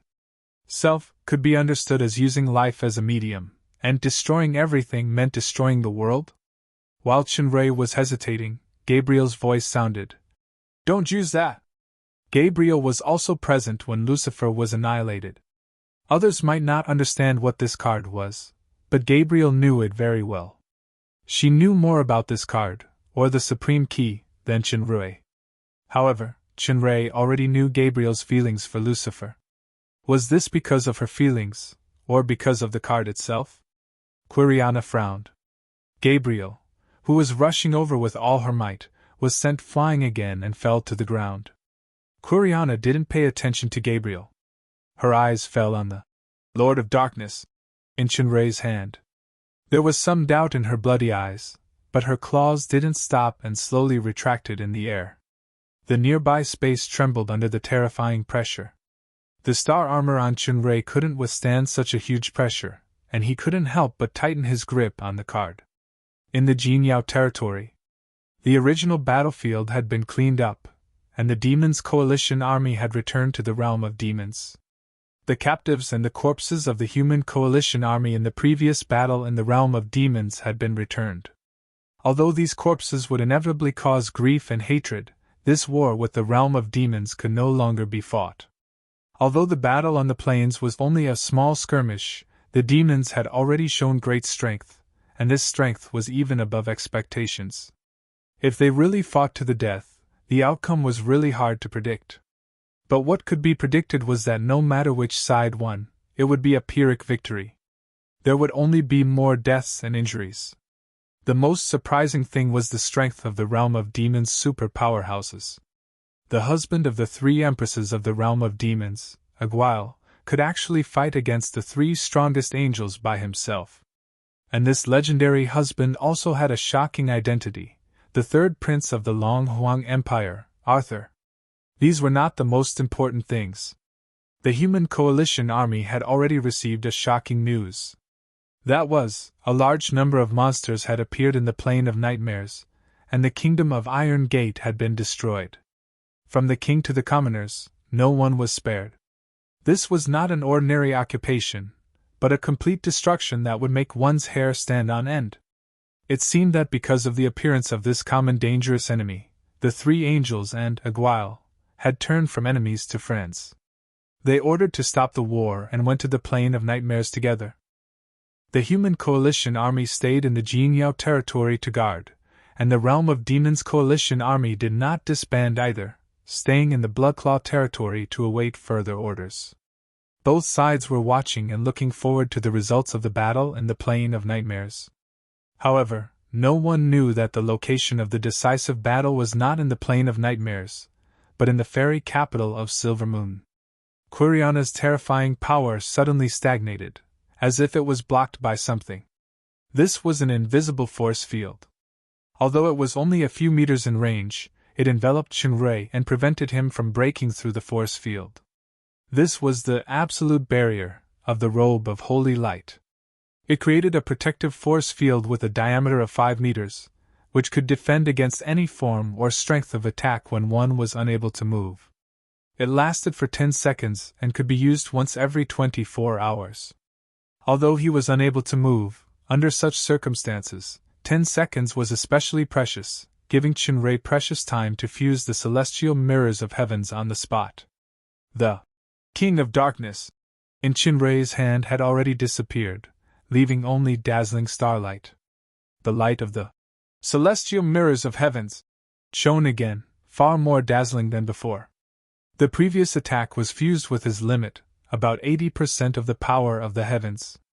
Now, he was trying to fuse 100%. This was an extremely dangerous attempt. In the battle in the elemental realm, he had fused the power of the stars beyond his limit, and was almost destroyed. Fortunately, Lucifer performed a secret skill in time and drained his power of the stars, using it to confront the elemental goddess. Now Lucifer, who was sealed, would not appear again. Even if he appeared, he might not be able to drain such a huge amount of power. 10 seconds passed in the blink of an eye. A tearing sound came from Shinrei's body. After the robe of holy light that was fused with the star armor had completed its mission, it was torn apart by Quiriana's power. One of the 3 holy items of light created by the creation vessel, the robe of holy light, was destroyed. Shinrei couldn't care so much. He hadn't completed the fusion yet, but he didn't retreat. His fist containing the power of the stars faced the sharp claw instead. He didn't use star diversion, nor mirror body. That kind of temporary evasion or resistance would only reduce the determination in his heart. He only had one purpose, which was to use Quiriana's power to compress the power of the stars. If he failed, he would die for a righteous cause. He indeed did not have the determination to destroy everything. However, he was fully prepared to destroy himself. For the treasures that he protected, he would not cherish his life. Shinrei's fist had already landed on that claw.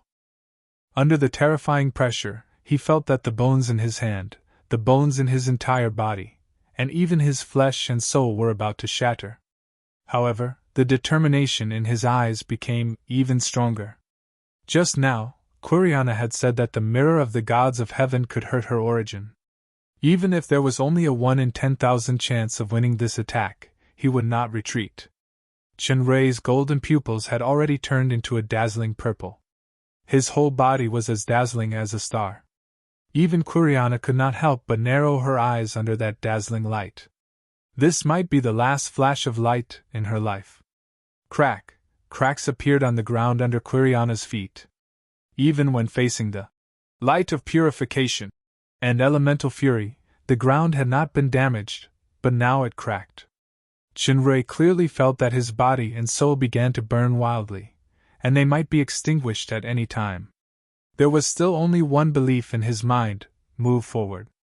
At this moment, Rala, who was about to risk her life to attack Quiriana, suddenly sensed something. A nebula also shone on her body. It was the rainbow constellation. The fairy dragon looked at Chenrui, who was shining like the sun. She shook her body without thinking and actually merged into the starlight of the mirror of the gods of heaven. Chenrui only felt that his blurry mind suddenly became clear again, and his strength almost doubled. Quiriana's footsteps finally moved. She took a step back, leaving a deep footprint on the ground, then the second step. The three supreme angels watched in surprise as Quiriana slowly retreated step by step under the dazzling light. Damn it! Quiriana didn't expect that this dying guy could still burst out such amazing power. She shouted angrily. Her right eye burned, and her figure changed again. Sharp bone spurs extended from her shoulders and arms, a tail appeared behind her, and her blood-colored robe instantly turned into a dark golden armor. As soon as this change came out, the retreating footsteps suddenly stopped. The starlight that was peeling off the previous momentum also began to dim rapidly. However, at this moment, the green rune seal appeared on Quiriana's face again, and the cracks in the bloody pupil of her right eye spread more and more. Quiriana screamed and covered her right eye. Without hesitation, she turned into a bloody light and fled to the horizon, disappearing instantly. It was not that she didn't want to kill this enemy, but because the hidden injuries caused by the bow of cloud sea moonlight were far beyond imagination. If she continued to use this transformation to fight, her right eye would be in danger of collapsing. This is definitely not the power of the bow of cloud sea moonlight. Right, that arrow. The arrow that turned into a green branch. It is the same power that induced me to descend in advance. It turned out that hastened birth was not as simple as I thought, but it attached a special existence imprint to me. That arrow caused the imprint to completely erupt, causing hidden injuries beyond expectation. Damn elf! Damn you, Elixir! I must remove this hidden danger as soon as possible, and then destroy everything. Especially the enemy with the power of stars just now. Chapter 12:25. Watching the disappearance of the bloody light, everyone breathed a sigh of relief. Although they didn't know the specific situation of Quiriana's injury, everyone was considered to have escaped a calamity in any case. The starlight on Chenrui's body gradually dimmed. The moment it was extinguished, the star armor shattered, revealing the terrifying wounds all over his body. His injuries were far more serious than they seemed. The bones of his right arm were basically completely broken, and the ankle of his left leg was also broken. He could only barely stand. His soul was unprecedentedly weak, and the fairy dragon in his left hand was already unconscious. Chenrui didn't understand why Rala could integrate into the gods of stars' mirror. He only knew that if the fairy dragon hadn't done so desperately just now, he would have been turned into ashes before Quiriana escaped. The injuries of the three supreme angels were also not light, especially Gabriel. After the collapse of the oracle circle, she suffered a heavy blow from Quiriana. It would be difficult for her to recover in a short time. One of the three holy relics of light, the crown of thorns, appeared on Chenrui's head and activated the divine healing spell. Now that the three angels were all allies fighting side by side, he didn't exclude them. Michael and Raphael both had light attribute physique. Although Gabriel didn't have the light attribute, as the oracle of the god of light for many years, she could also absorb the power of the light attribute well. Under the magical effect of the divine healing spell, the injuries of the three supreme angels were quickly stabilized.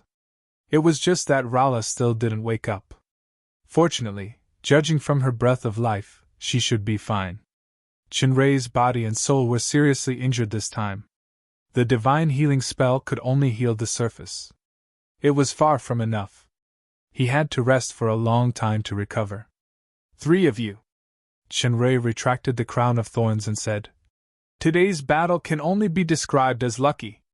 We seriously underestimated Quiriana's strength. If she hadn't suffered some kind of injury beforehand and escaped because of the injury, I'm afraid everyone would have been killed today. Quiriana's strength is indeed beyond imagination, and we can't pin our hopes on her injuries." Michael was the first to speak. Although he was still quite wary of Chenrui, he had to admit that in the battle just now, Shinrui was the one who could threaten Quiriana the most. Even Quiriana herself called him the only enemy worth taking seriously. I can't believe that even the Book of Creation can't do anything to Quiriana. Gabriel sighed. Why can't I use that thing? Shinrui asked the biggest question in his mind. Are you ready to use it? Gabriel asked after a moment of silence. Shinrui pondered for a moment, and shook his head. Michael and Raphael didn't understand what that thing was. Gabriel said these words softly, and the two supreme angels were shocked. Raphael blurted out, You can't use it! Why? Raphael's attitude made Shinrui want to figure out the inside story. Taboo. Gabriel explained. Restricted by certain taboos, we can't describe related things. If we violate the taboo, we will pay with our lives. So, the secrets inside can only be explored by yourself. It's still the same sentence, he said. If you are not prepared, don't use that thing. It's best to never use it. Shinrui witnessed the Earth Elemental King Mor being annihilated because he revealed the secrets of the elemental realm. He understood that Gabriel's words were not an excuse. Michael thought for a long time and said, I can only answer you like this. When facing Quiriana, if we don't use it, we may have a glimmer of hope. Once we use it, we won't even have a glimmer of hope. Shinrui was savoring the meaning of Michael's words when he heard Raphael said, The most important thing now is how to contain the power of Abyss. Quiriana retreated temporarily, but those Abyss creatures will not stop. Shinrui frowned. I only saw Quiriana today. I didn't see Sasbak and Delothro. If these two are out, how do we stop them? From the current intelligence, they have never appeared. If I guessed correctly, Sasbak and Delothro are probably not fully awake yet, or they are in a weak state. Michael said. So, the Abyss creatures will keep attacking. Their destruction can awaken Sasbak and Delothro step by step. You mean, the Lord of the Abyss can obtain power from the destruction of life by the Abyss creatures? Shinrui showed a look of understanding. Gabriel added, Yes, the Abyss creatures actually use the power of destruction to devour faith and life. A considerable part of this power will automatically be fed back to the Lord of the Abyss, and the negative emotions such as fear and despair will further supplement and enhance the power of the Lord of the Abyss. If the Lord of the Abyss itself directly destroys life, there will be no such effect. For example, with the destruction of the Silver Moon Immortal Capital today, Quiriana can't get the corresponding supplement. Her purpose here should be to take away that whip. Humph! That whip must be the scourge left over from the chaos of the elves 20,000 years ago. If the elves were destroyed at that time, there would not be today. Alucier has to take full responsibility, Raphael said discontentedly. Shinrui had experienced the mirror world set up by Alucier, and he always felt that the elven prophet's means were definitely not that simple. Especially with Quiriana's strength, he could not think of anyone who could make her suffer such an internal injury. It was very likely that it had something to do with Alucier. Unfortunately, Alucier was already dead, and probably no one knew the various schemes he had set up when he was alive. The best strategy now should be to attack the Field of Nightmare and directly destroy the foundation of the Abyss while Quiriana is injured and Delothro and Sasbak have not fully awakened. Gabriel paused and let out a long sigh. Unfortunately, we are all seriously injured now and can't fight. Even with Satan, Latrell, and the others, we are no match for Quiriana. Shinrui also felt that it was a pity. Now was indeed the time when the Abyss was at its weakest, but this weakness was relative. The Field of Nightmare was the headquarters of the Abyss. Not only was there Quiriana, but there was also Delothro, Sasbak, and countless abyssal creatures. Going there rashly would only be courting death. In the face of absolute power, schemes were basically useless. In order to truly defeat the Abyss, one must have the strength to fight against the three rulers of the Abyss. Unfortunately, as Gabriel said, even if all the false gods of the two worlds joined forces, they would still not be a match for Quiriana. Shinrui thought about it and said, The first thing we have to consider now is to organize our army to resist the abyssal creatures and prevent them from destroying the surface world. This can cut off the source of power of the three masters of the abyss and delay their recovery. I'll go back to the demon realm to recuperate, and then try to see if my strength can further break through. Hearing further breakthrough, Michael's eyes narrowed. Raphael said coldly, "There is a simpler way to cut off the source of power of the three masters. That is, before the abyss makes its move, we first destroy those sources of power." Shinrui was shocked. His eyes emitted a frightening chill as he locked his gaze firmly on Raphael. "You want to become the fourth master of the abyss?" Raphael did not show any weakness and sneered.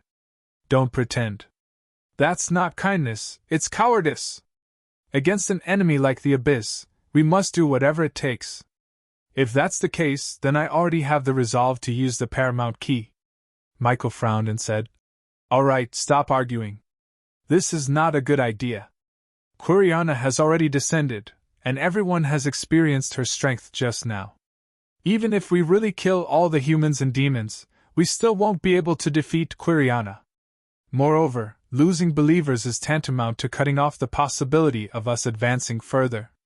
How are we going to fight against the abyss then?"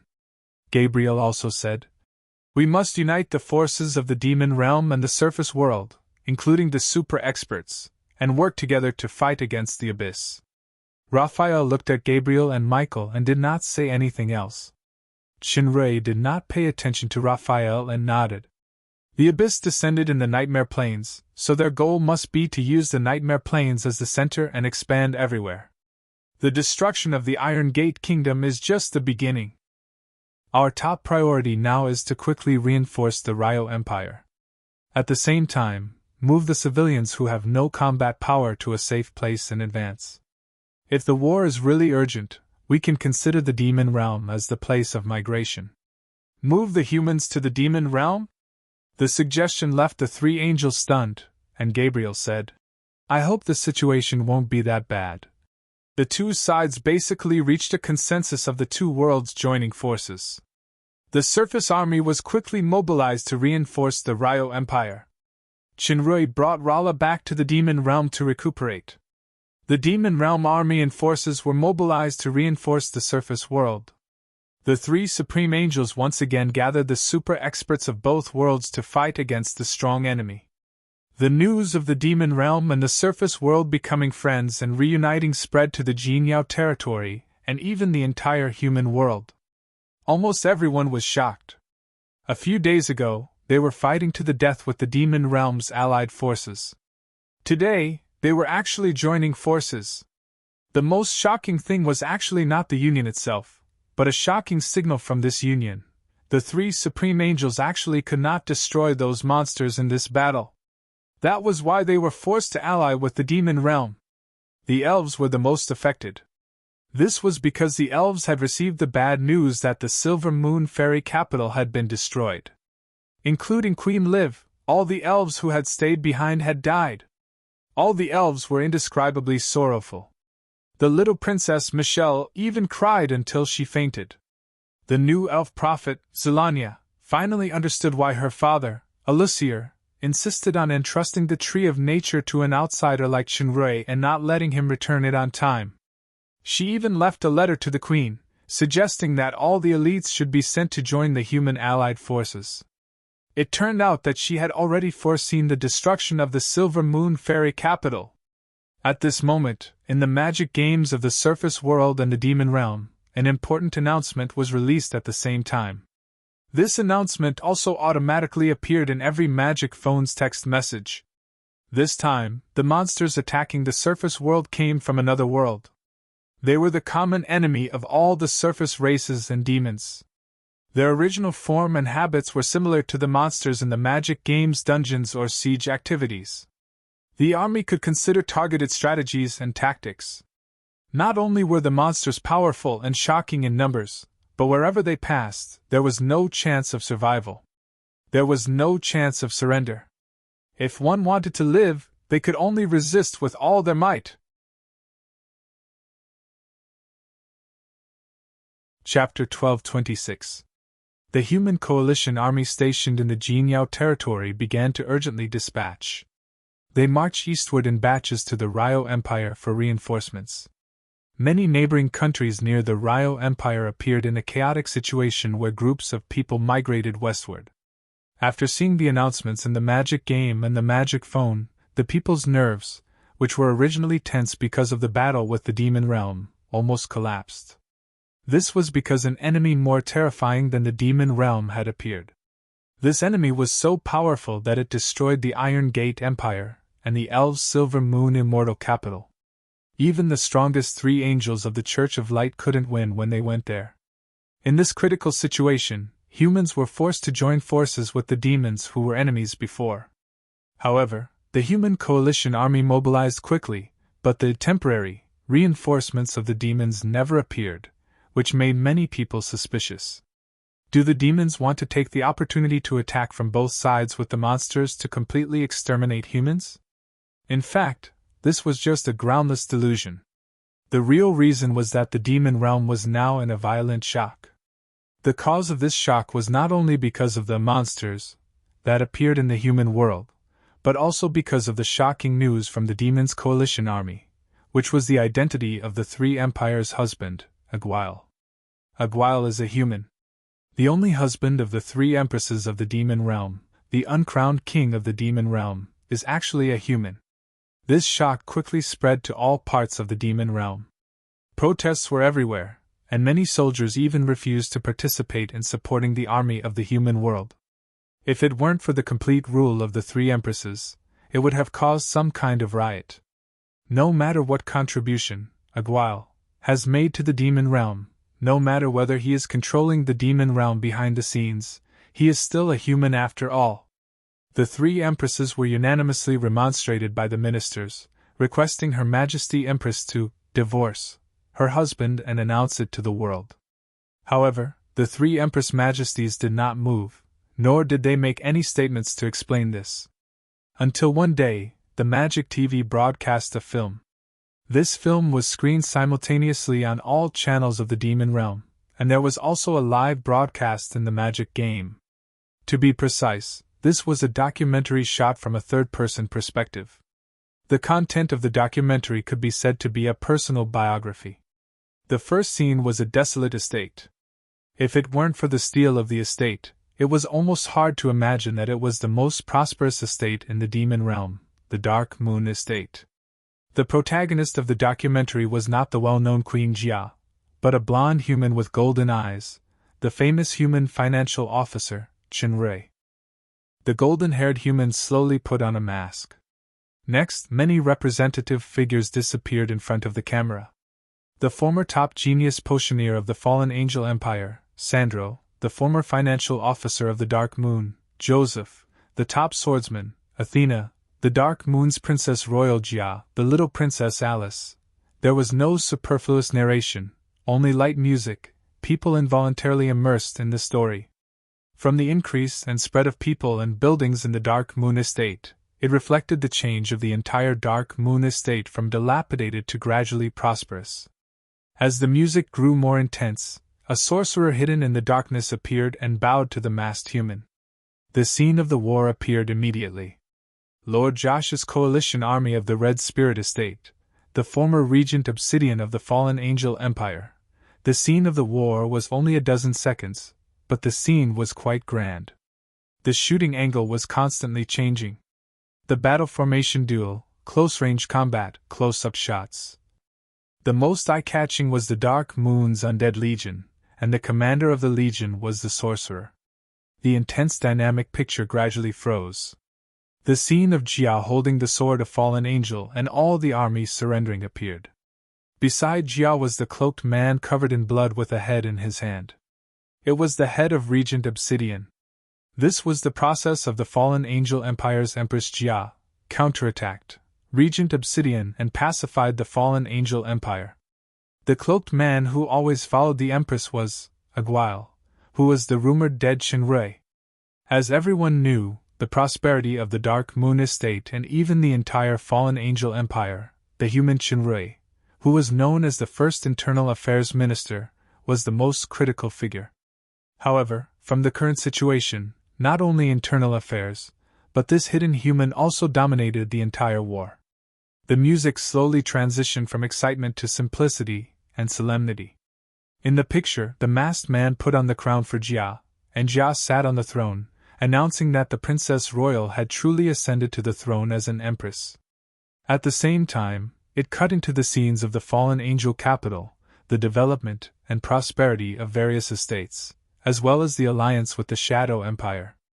The attractive music immediately became heavy. A large map appeared in the picture. On the map, countless densely packed armies gathered toward a stronghold. The place was marked as the Warlock Fortress. The stronghold was enlarged, showing the fierce offensive and defensive battlefield. Then the former Bloody Empire's emperor, Raisin, appeared. The masked man fought desperately to protect Jia, and he almost died. Fortunately, the Shadow Empire's Catherine came and finally repelled Raisin. Subsequently, the three parties began to negotiate. The masked man pointed to the map of the three empires and made a joint gesture, but Raisin shook his head resolutely. He raised his fist and pointed to the Iron Fist estate of the Bloody Empire. The audience all understood. It turned out that after the Battle of the Warlock Fortress, Chenrui proposed the idea of a three empires alliance, but it was rejected by Raisin. Raisin's proposal was to hold the Demon Realm's first martial arts conference in the Iron Fist estate 2 years later. In the gentle and elegant music, the scene of the fallen angel empress wedding appeared. The slender hand with white gloves was placed in the palm that stretched out from the cloak, and the whole country was celebrating. The picture gave a close-up of Jia. In the purple eyes of the indifferent Her Majesty Empress, there was a rare gentleness. The beauty shown at this moment almost made everyone fall in love. During this period, there were also various pictures interspersed. People reading newspapers, watching magic TV, drinking yellow wine, watching battle ball games, putting on magic game helmets, and so on. These popular things were all invented by Chenrui. The picture and music changed again from celebration to panic. People crowded at the entrance of the magic bank, looking anxious and uneasy. The goods in the store were looted, and the streets were full of martial law soldiers. This scene was still fresh in many people's memory. It was the economic crisis that suddenly broke out at that time. The picture of the economic crisis gradually faded, and it switched to the fallen angel empire, where a military parade was being held. At the military parade, people not only saw new weapons such as magic guns, but also saw the powerful ancient guardians that they had never heard of. Behind these guardians was the figure wearing a cloak and a mask. The visual angle changed again, and the scene was the Bloody Empire's #1 martial arts competition. In front of the cloaked man, his opponents were knocked down one by one.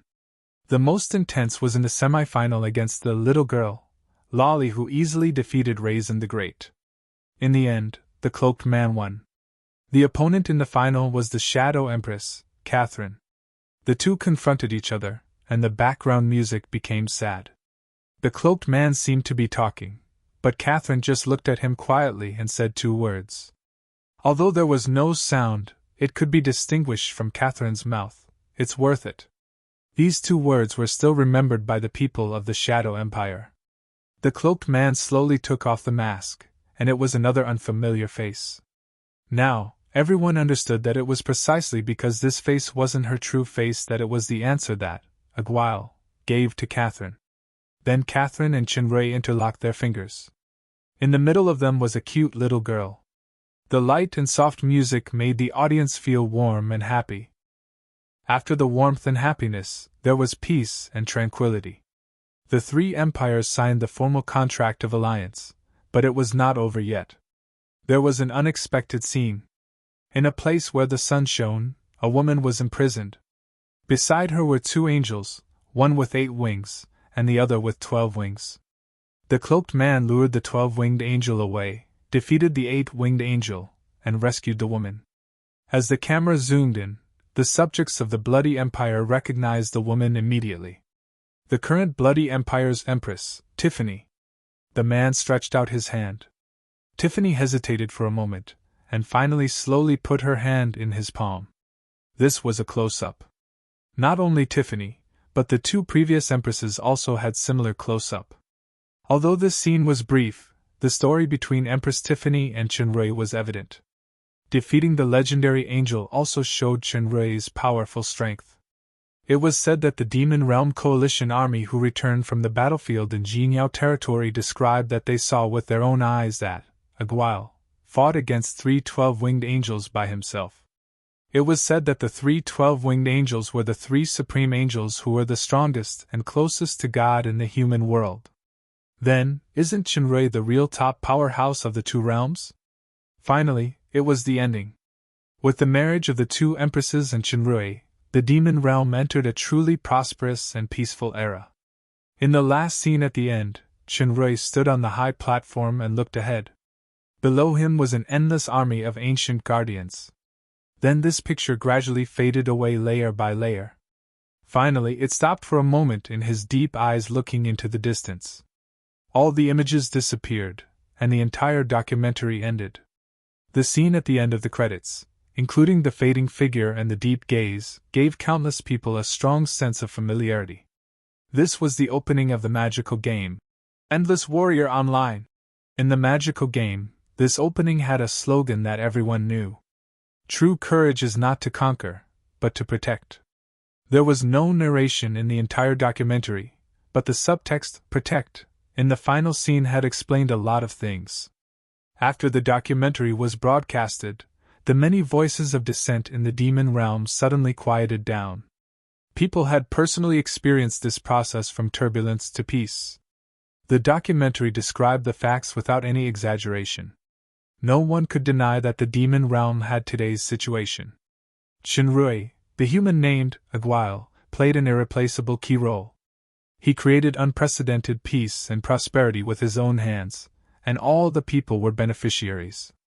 Most of the emotional stories between him and the 3 empresses were only briefly mentioned, but it was obvious that the 3 empresses and him not only had a relationship of interests, but they were also partners in the same boat. More importantly, strength. Chunrui himself was the strongest powerhouse of the two realms. He also had countless powerful ancient guardians at hand. Almost no force or individual could match him. The strength and wisdom he possesses are beyond imagination. If he wants to, he can easily collapse the entire demon realm without even using force. There is no doubt about this. Everyone should still remember the bank currency crisis that year. This was what Empress Jia said in an interview with the Empire Channel. Catherine the Great said, "Although the Confederacy was facilitated by him, he never really controlled the Confederacy. He eliminated the war in the demon realm and brought peace and development. This prosperity will continue to go on. This is a promise he gave me, and he interpreted this promise with his actions. The past, present, and future will still not change. The demon realm is his home." Tiffany the Great's words were the most concise. The next day, all the newspapers published these 3 sentences of Chunrui. "I have a dream. The people in this land, far away from barrenness and war. I have a dream. I will always protect this home and the people I love. I have a dream. We don't have to hate each other. We don't have to conquer each other because what we have and what we protect is beyond what can be obtained by conquest."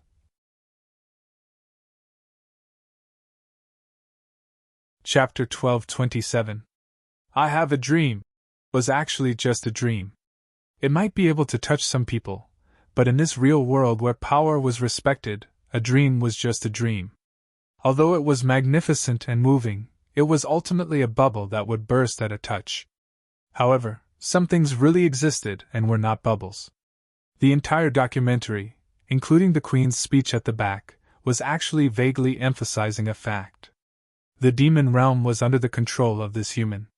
No matter how touching the documentary was and how touching the words of "I have a dream" were, it was actually just a way for the demon realm to accept and recognize. It was just a way. At the same time as the release of "I have a dream," a huge fortress appeared over the Bloody Claw estate of the Bloody Empire. The army of ancient guardians continuously walked out of the fortress. The destination of these armies was the door. There was no doubt that they were the reinforcements sent to the human world. The ferocious crystal beasts, the graceful lamp spirits, the neat assembly puppets, the huge crystal beasts and the titans, not to mention others, the number of assembled puppets alone reached about 20,000. When the demon's coalition army fought against the human coalition army, they dispatched thousands of assembled puppets, which already shocked the audience. The number of assembled puppets in front of them was 20 times that of the demon's coalition army at that time. If these reinforcements were compared with the demon realm coalition army on both sides, many people sadly discovered that the demon's coalition army was not an opponent. These forces were probably just the tip of the iceberg of the power at Chenrei's hands. At the end of the documentary, the Endless Ancient Legion was by no means fabricated, but it really existed. It was not difficult for Chenrei to conquer or destroy the demon realm. This was the real cruel reality. From the Dark Moon at the beginning to the current Three Empires Alliance, the entire demon realm had been firmly branded with Chenrei, which was indelible. This human had extremely powerful forces and personal strength. Any denial or resistance was futile. Those who submitted would prosper, and those who resisted would perish. That was all. Under the effect of the emotional card and the deterrence of strength, the shock of the demon realm gradually subsided. Countries carried out a series of defense work with all their might as required. The coalition army began to redeploy to prepare to support the human world and actively respond to the orders of the three empresses and Royal Highness Chenrei. The people of the surface world did not know about the earthquake that was happening in the demon world. What they were paying attention to was another earthquake. Ryo Empire, Thorn Fortress. On the walls of the fortress, rows of soldiers held magic rifles and bows in their hands. More than 10 magic crystal cannons on the turrets were ready, and the catapults in the rear had also been set up. The soldiers' gazes were all focused in front of them, and they all had nervous expressions. One of the soldiers lowered his head and felt the rifle in his hand trembling slightly. It wasn't a trembling due to nervousness, but the entire ground around the fortress began to tremble slightly. Many people tightened their grip on their weapons and felt their hearts trembling. Before the battle had even begun, his courage had already turned cold. It was no wonder that the soldiers were like this. Those monsters were too ferocious and had an irresistible force. Following the destruction of the Iron Gate Kingdom, the other two vassal kingdoms of the Ryo Empire, the Luochi Kingdom and the Red Embellishment Kingdom, were also quickly destroyed. The monsters did not stop moving and extended their claws towards the Ryo Empire. The 3 cities in front of the Thorn Fortress were almost razed to the ground overnight and turned into silent ruins. Now the Thorn Fortress would face these terrifying enemies. Could they defend it? Could they survive? Everyone's heart was in a tight knot. The voice of the commander behind them sounded. Brothers, comrades, the Thorn Fortress is the last barrier of the capital Fandision. Facing such danger, Her Majesty Rambus did not flee like many nobles. Instead, she defended the capital. Her Majesty, our parents, wives, children, and friends are all behind us. We must defend it with our lives. With these words, the soldiers regained some of their morale. Behind the soldiers, there was a row of men and women wearing various armors and holding weapons. They looked solemn as well. They were the Templar powerhouses of the Ryo Empire. The weakest among them had reached the level of pseudo-holy, demon emperor. Among them, there were 3 whose strength had reached the level of a nation. After the last door, the holy mountain of light once again summoned the super powerhouses. This time, it was for the super powerhouses of the human world. However, in terms of the number of people who responded, it was far less than the last door. During the door, everyone only needed to stand by and watch. Originally, the super powerhouses did not want to participate in the war between ordinary people, so they could use this opportunity to stay out of it. This time, it was obviously to fight against the monsters that suddenly appeared. It was said that even the 3 supreme angels could not solve the problem. The war between the demon realm and the human world even stopped because of this. Humans were selfish. In such a situation, who would be willing to be cannon fodder? The danger of destroying the world was just an alarmist. Didn't the Church of Light look down on the common people and control everything? Now that the holy mountain of light is here, there are false gods like the three supreme angels. When is it our turn to save the world? They just needed to watch. It had nothing to do with them, so they just let it go. From this point of view, it was understandable. However, these people had underestimated this crisis, or the severity of the catastrophe. Without the skin, where would the hair attach to? Even if they could rely on their strength to avoid it for a while, how could they avoid it forever? The trembling of the city walls became more and more intense. The entire ground was shaking as if there were tens of thousands of horses galloping in front of them. Soon, a crimson-red line appeared in the distant sky. From afar, it looked like a surging torrent, surging and quickly approaching. An endless number of monsters. A suffocating pressure rushed towards them. The roars and roars gathered together, and it was as if an invisible hammer was pounding on their hearts. The catapults behind them started to rumble, and the lit boulders were hurled towards the torrent of monsters, causing them to explode in the midst of the dense horde. At the same time, the magic crystal cannons shot out a deathly white light. Circles of exploding light spread out in the group of monsters, turning all the monsters within the range into nothingness. If it was an ordinary army, no matter how brave they were, this kind of casualty would definitely cause a certain degree of fear in the hearts of the soldiers. However, the monsters did not know what fear was.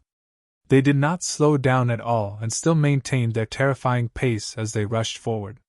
Due to the need for cooldown, the magic crystal cannons stopped after firing for a while. Only the catapults were still attacking, but the power of the catapults was much inferior, and they could only attack a fixed range. Rifle team, open fire! Under the command of the commander, the riflemen who had already aimed at the enemy fired one after another. The one rushing at the front was a kind of thin and weak little monster with sharp claws and an exaggerated mouth that occupied half of its face. The 2 rows of protruding fangs looked particularly ugly. In the hail of bullets, the little monsters fell to the ground one after another. However, the soldiers found that the toughness of the seemingly small monsters' bodies was much stronger than expected. The damage of the magic gun to them was also lower than expected. Many of the little monsters fell to the ground after being shot several times. This kind of strength was at least at the peak of the soldier level, higher demon, or even reached the master level, demon king. With such strength, even in an ordinary kingdom, it could become a small captain or a small commander level of the army. However, among these monsters, it was just the lowest level of cannon fodder. Steady! Steady! Shoot their heads! The commander shouted. Archers, fire! Magician team, get ready! In the magic game, this kind of monster was also the lowest level soldier in the dungeon. The latest version had restored the names and characteristics of the dungeon monsters and made them public. This kind of little monster was called a crevice demon. Sometimes, it could become a huge mutant that could shoot fireballs. The weakest part was its head. Even though the firepower of the rifles and arrows was very fierce and killed many crevice demons, the monsters didn't just blindly charge forward. Rows of sharp objects began to fly out from the flood. They were very powerful, and when they landed on the city walls that were strengthened by the barrier, they actually penetrated through. They were bone spikes. Be careful, it's a violent demon. Make sure to take cover. Violent demons were stronger than crevice demons and could shoot bone spikes from a distance. Many archers and gunners on the city wall were shot by the bone spikes and died on the spot. Some even fell off the city wall. The attack of the bone spikes became more and more concentrated, so the long-range troops on the city wall could not come out. Their firepower was greatly reduced. The torrent of monsters below was quickly approaching the fortress. At this moment, the team of magicians was finally ready. The moment the spell ended, countless fiery meteors fell from the sky. Both the crevice demons and the violent demons were annihilated by the rainstorm-like fire meteor shower. Their attack was greatly weakened. Just as the defenders were catching their breaths, dozens of figures appeared in the meteor shower. The fiery meteors that filled the sky suddenly changed direction and flew towards the stronghold. The defenders were all shocked, but the fiery meteors soon disappeared. Rows of fully armed people appeared on the city wall with powerful auras. The saint-level masters of the Templar Church had made their move. In front of them was a woman in light golden armor. She floated in the air with a burning whip in her hand. It was this whip that drew the fire meteor shower of the magician's back. Fire Witch! Without any hesitation, the masters of the Templar Church flew up and dashed toward the Fire Witch. Flames and light were everywhere. People screamed and fell down from time to time. The monsters below were already close to the city wall. There was no need for siege or climbing equipment. The overlapping monsters directly climbed up the city wall. When they reached a certain height, they directly jumped onto the city wall. Many defenders were forced to switch from long-range attacks to close-quarters combat. The number of Templar warriors fighting the Fire Witches was also decreasing rapidly. The situation was getting more and more urgent. The Fire Witch in the air suddenly paused and turned into ashes. A huge gap appeared in the torrent of monsters in front of the city wall. The gap quickly expanded, and the monsters attacking the city were all pushed back. The masters of the Templar Church finally made their move. The supermasters were indeed extraordinary. After a few moves, the spreading power of the Templar Church stopped the torrent of monsters. The approaching monsters were all turned into ashes. The soldiers all cheered. However, the masters of the three big countries didn't feel relaxed at all. They could feel that the impact of the monsters was getting stronger. If there were only hundreds or thousands of monsters, they were confident that they could eliminate them easily.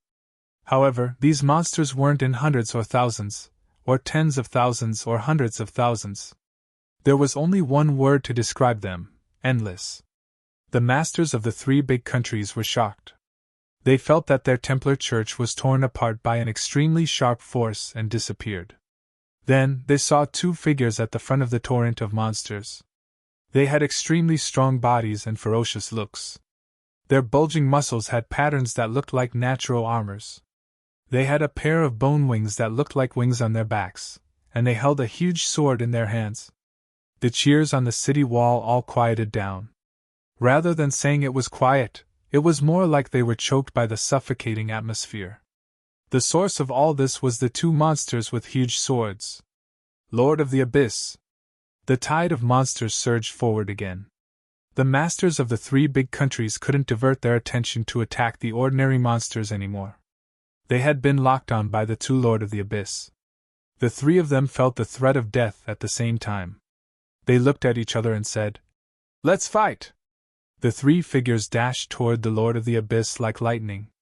Wherever they passed, three huge gaps were torn in the crowd of monsters. At the same time, the swords glowed and swung in a deadly trajectory. The three gaps were quickly filled. After that, there was no more movement. The bloody clouds in the sky reflected the burning fortress below. Chapter 12:28. Demon Realm, Dark Moon Estate. Rala slowly opened her eyes, and her vision turned from hazy to clear. "Inni?" The fairy dragon blinked her beautiful eyes hard. She took the glasses handed by Isabella and sat up from the bed. "How long have I slept?" "More than 10 days. Isabella poured a glass of water and handed it to Rala. "Is he okay?" Rala still remembered the desperate battle with Quiriana before she lost consciousness. "The bones of his right hand are broken, and his left foot is also fractured." Isabella looked at Rala's nervous look and smiled slightly. "However, you know, that guy is an unkillable cockroach. Most of his injuries have recovered now, and he will come to see you every day." "Oh," Rala responded casually. She felt sweet in her heart. In fact, when she heard that Chinray was fine, she was already relieved in her heart. "That guy has been in the limelight recently. He even broadcast a documentary on TV." Isabella was talking to Rala about the recent events. The door in the room opened, and a small head popped out. It was Duo. "Auntie Rala is awake!"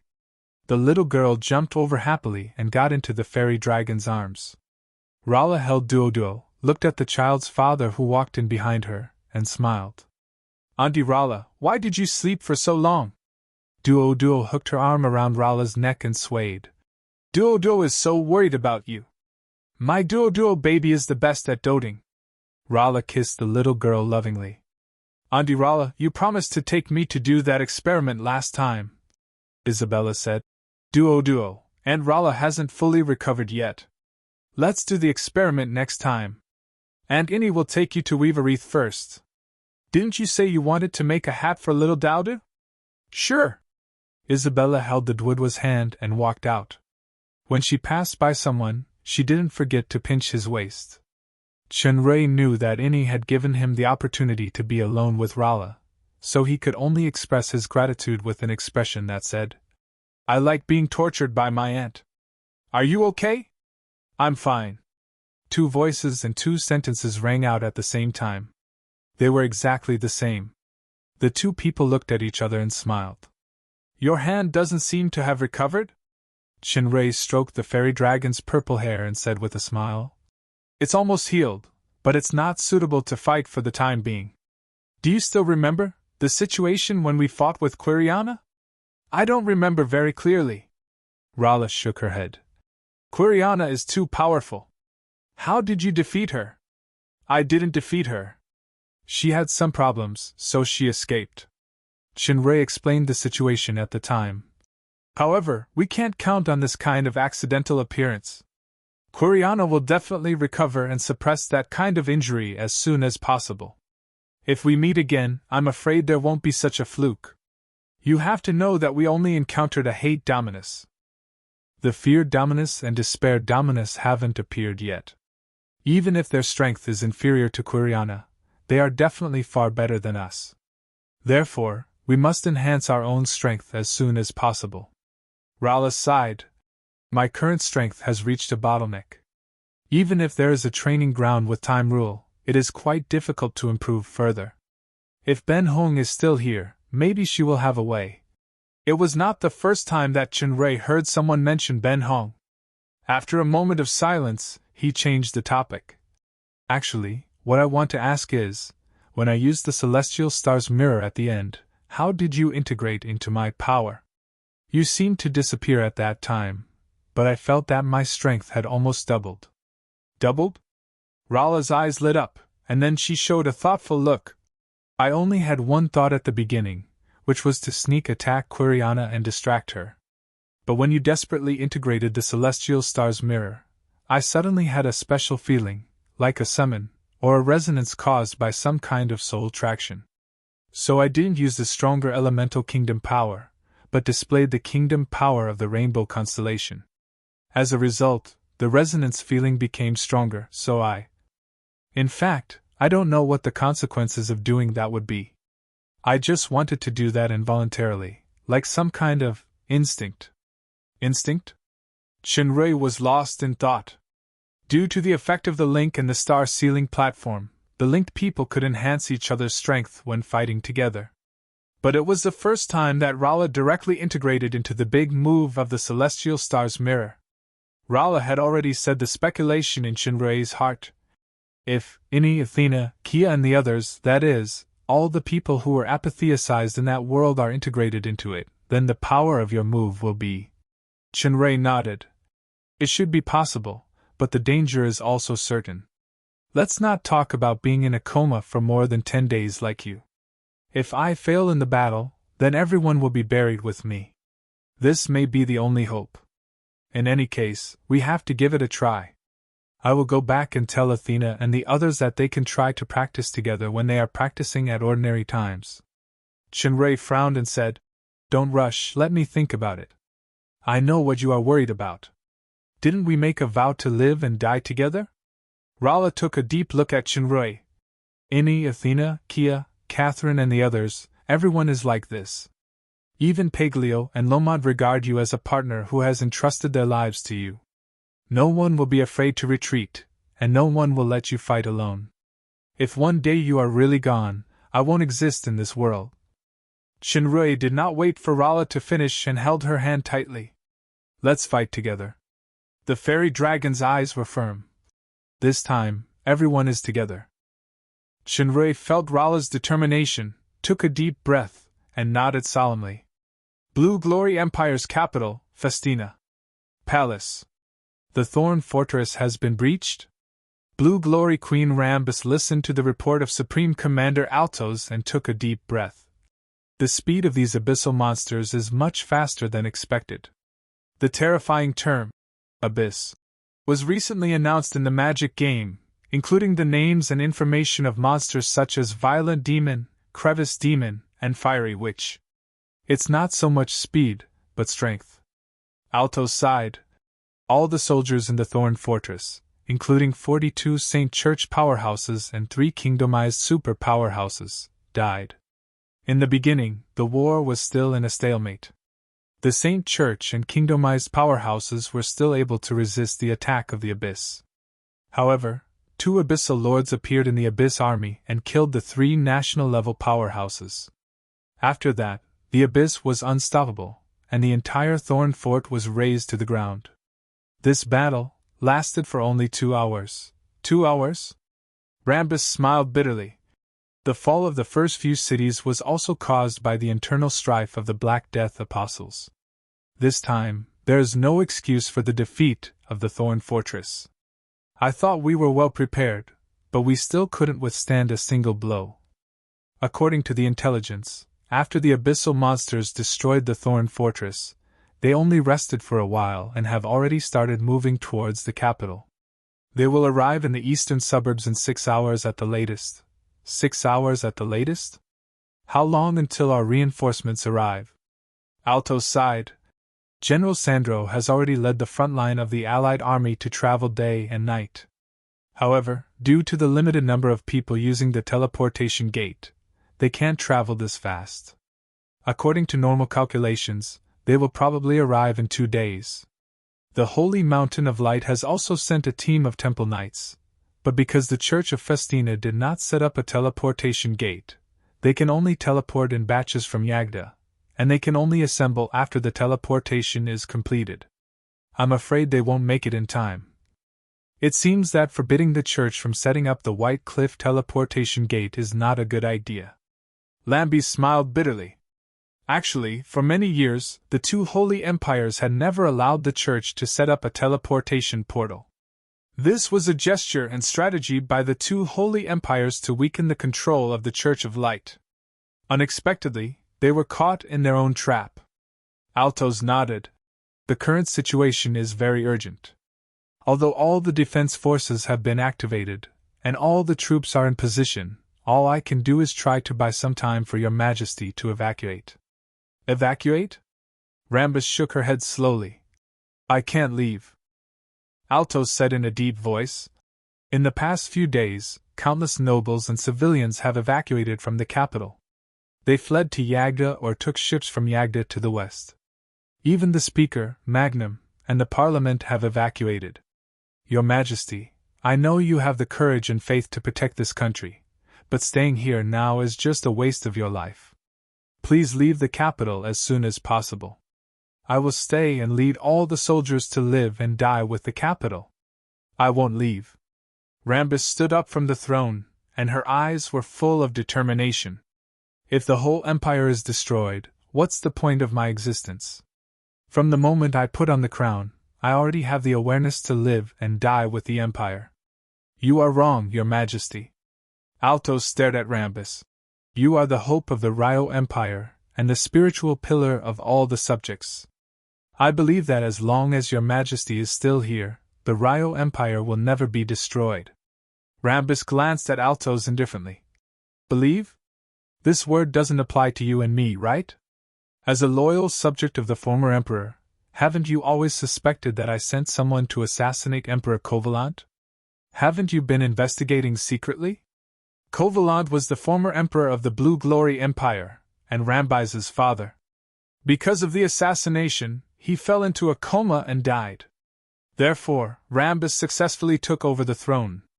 Then the investigation has long been stopped. Altos sighed. I am indeed old. Because I am old, I have a different understanding of many things compared to when I was young. Since Your Majesty ascended the throne, although there are many ways to centralize power to exclude dissidents, you are more cautious and conscientious in ruling the country. Under Your Majesty's leadership, the Ryo Empire has shown a momentum that has not been seen in the past 300 years. I believe that as long as Your Majesty has enough time, the Ryo Empire will definitely surpass the Long Huang Empire and become the #1 empire of the human race. As for other things, they are not important at the moment. Your Majesty has always been clear-headed, and you should understand the current critical situation. Although the Ryo Empire has been destroyed, Your Majesty is still here, and the elites of the empire led by Sandro are still here. Your Majesty and Princess Fireye are still here, and the people still trust and support Your Majesty. Therefore, the Ryo Empire is not destroyed, and it will not be destroyed. Thank you, Altos. Lambie stared at Alto for the first time, as if this was the first time she met this old man. Lambie tried hard to hold back her tears. It's my honor to have you by my side, Alto said. Altos bowed deeply. It is also my honor, Your Majesty. At this time, a guard hurried to the door of the hall. Your Majesty. Urgent report. Rambus was shocked. The army of the Abyss has appeared? So fast? No, it is our reinforcements. General Sandro has led 300,000 soldiers to the western outskirts of the capital. This unexpected good news made Rambus very happy.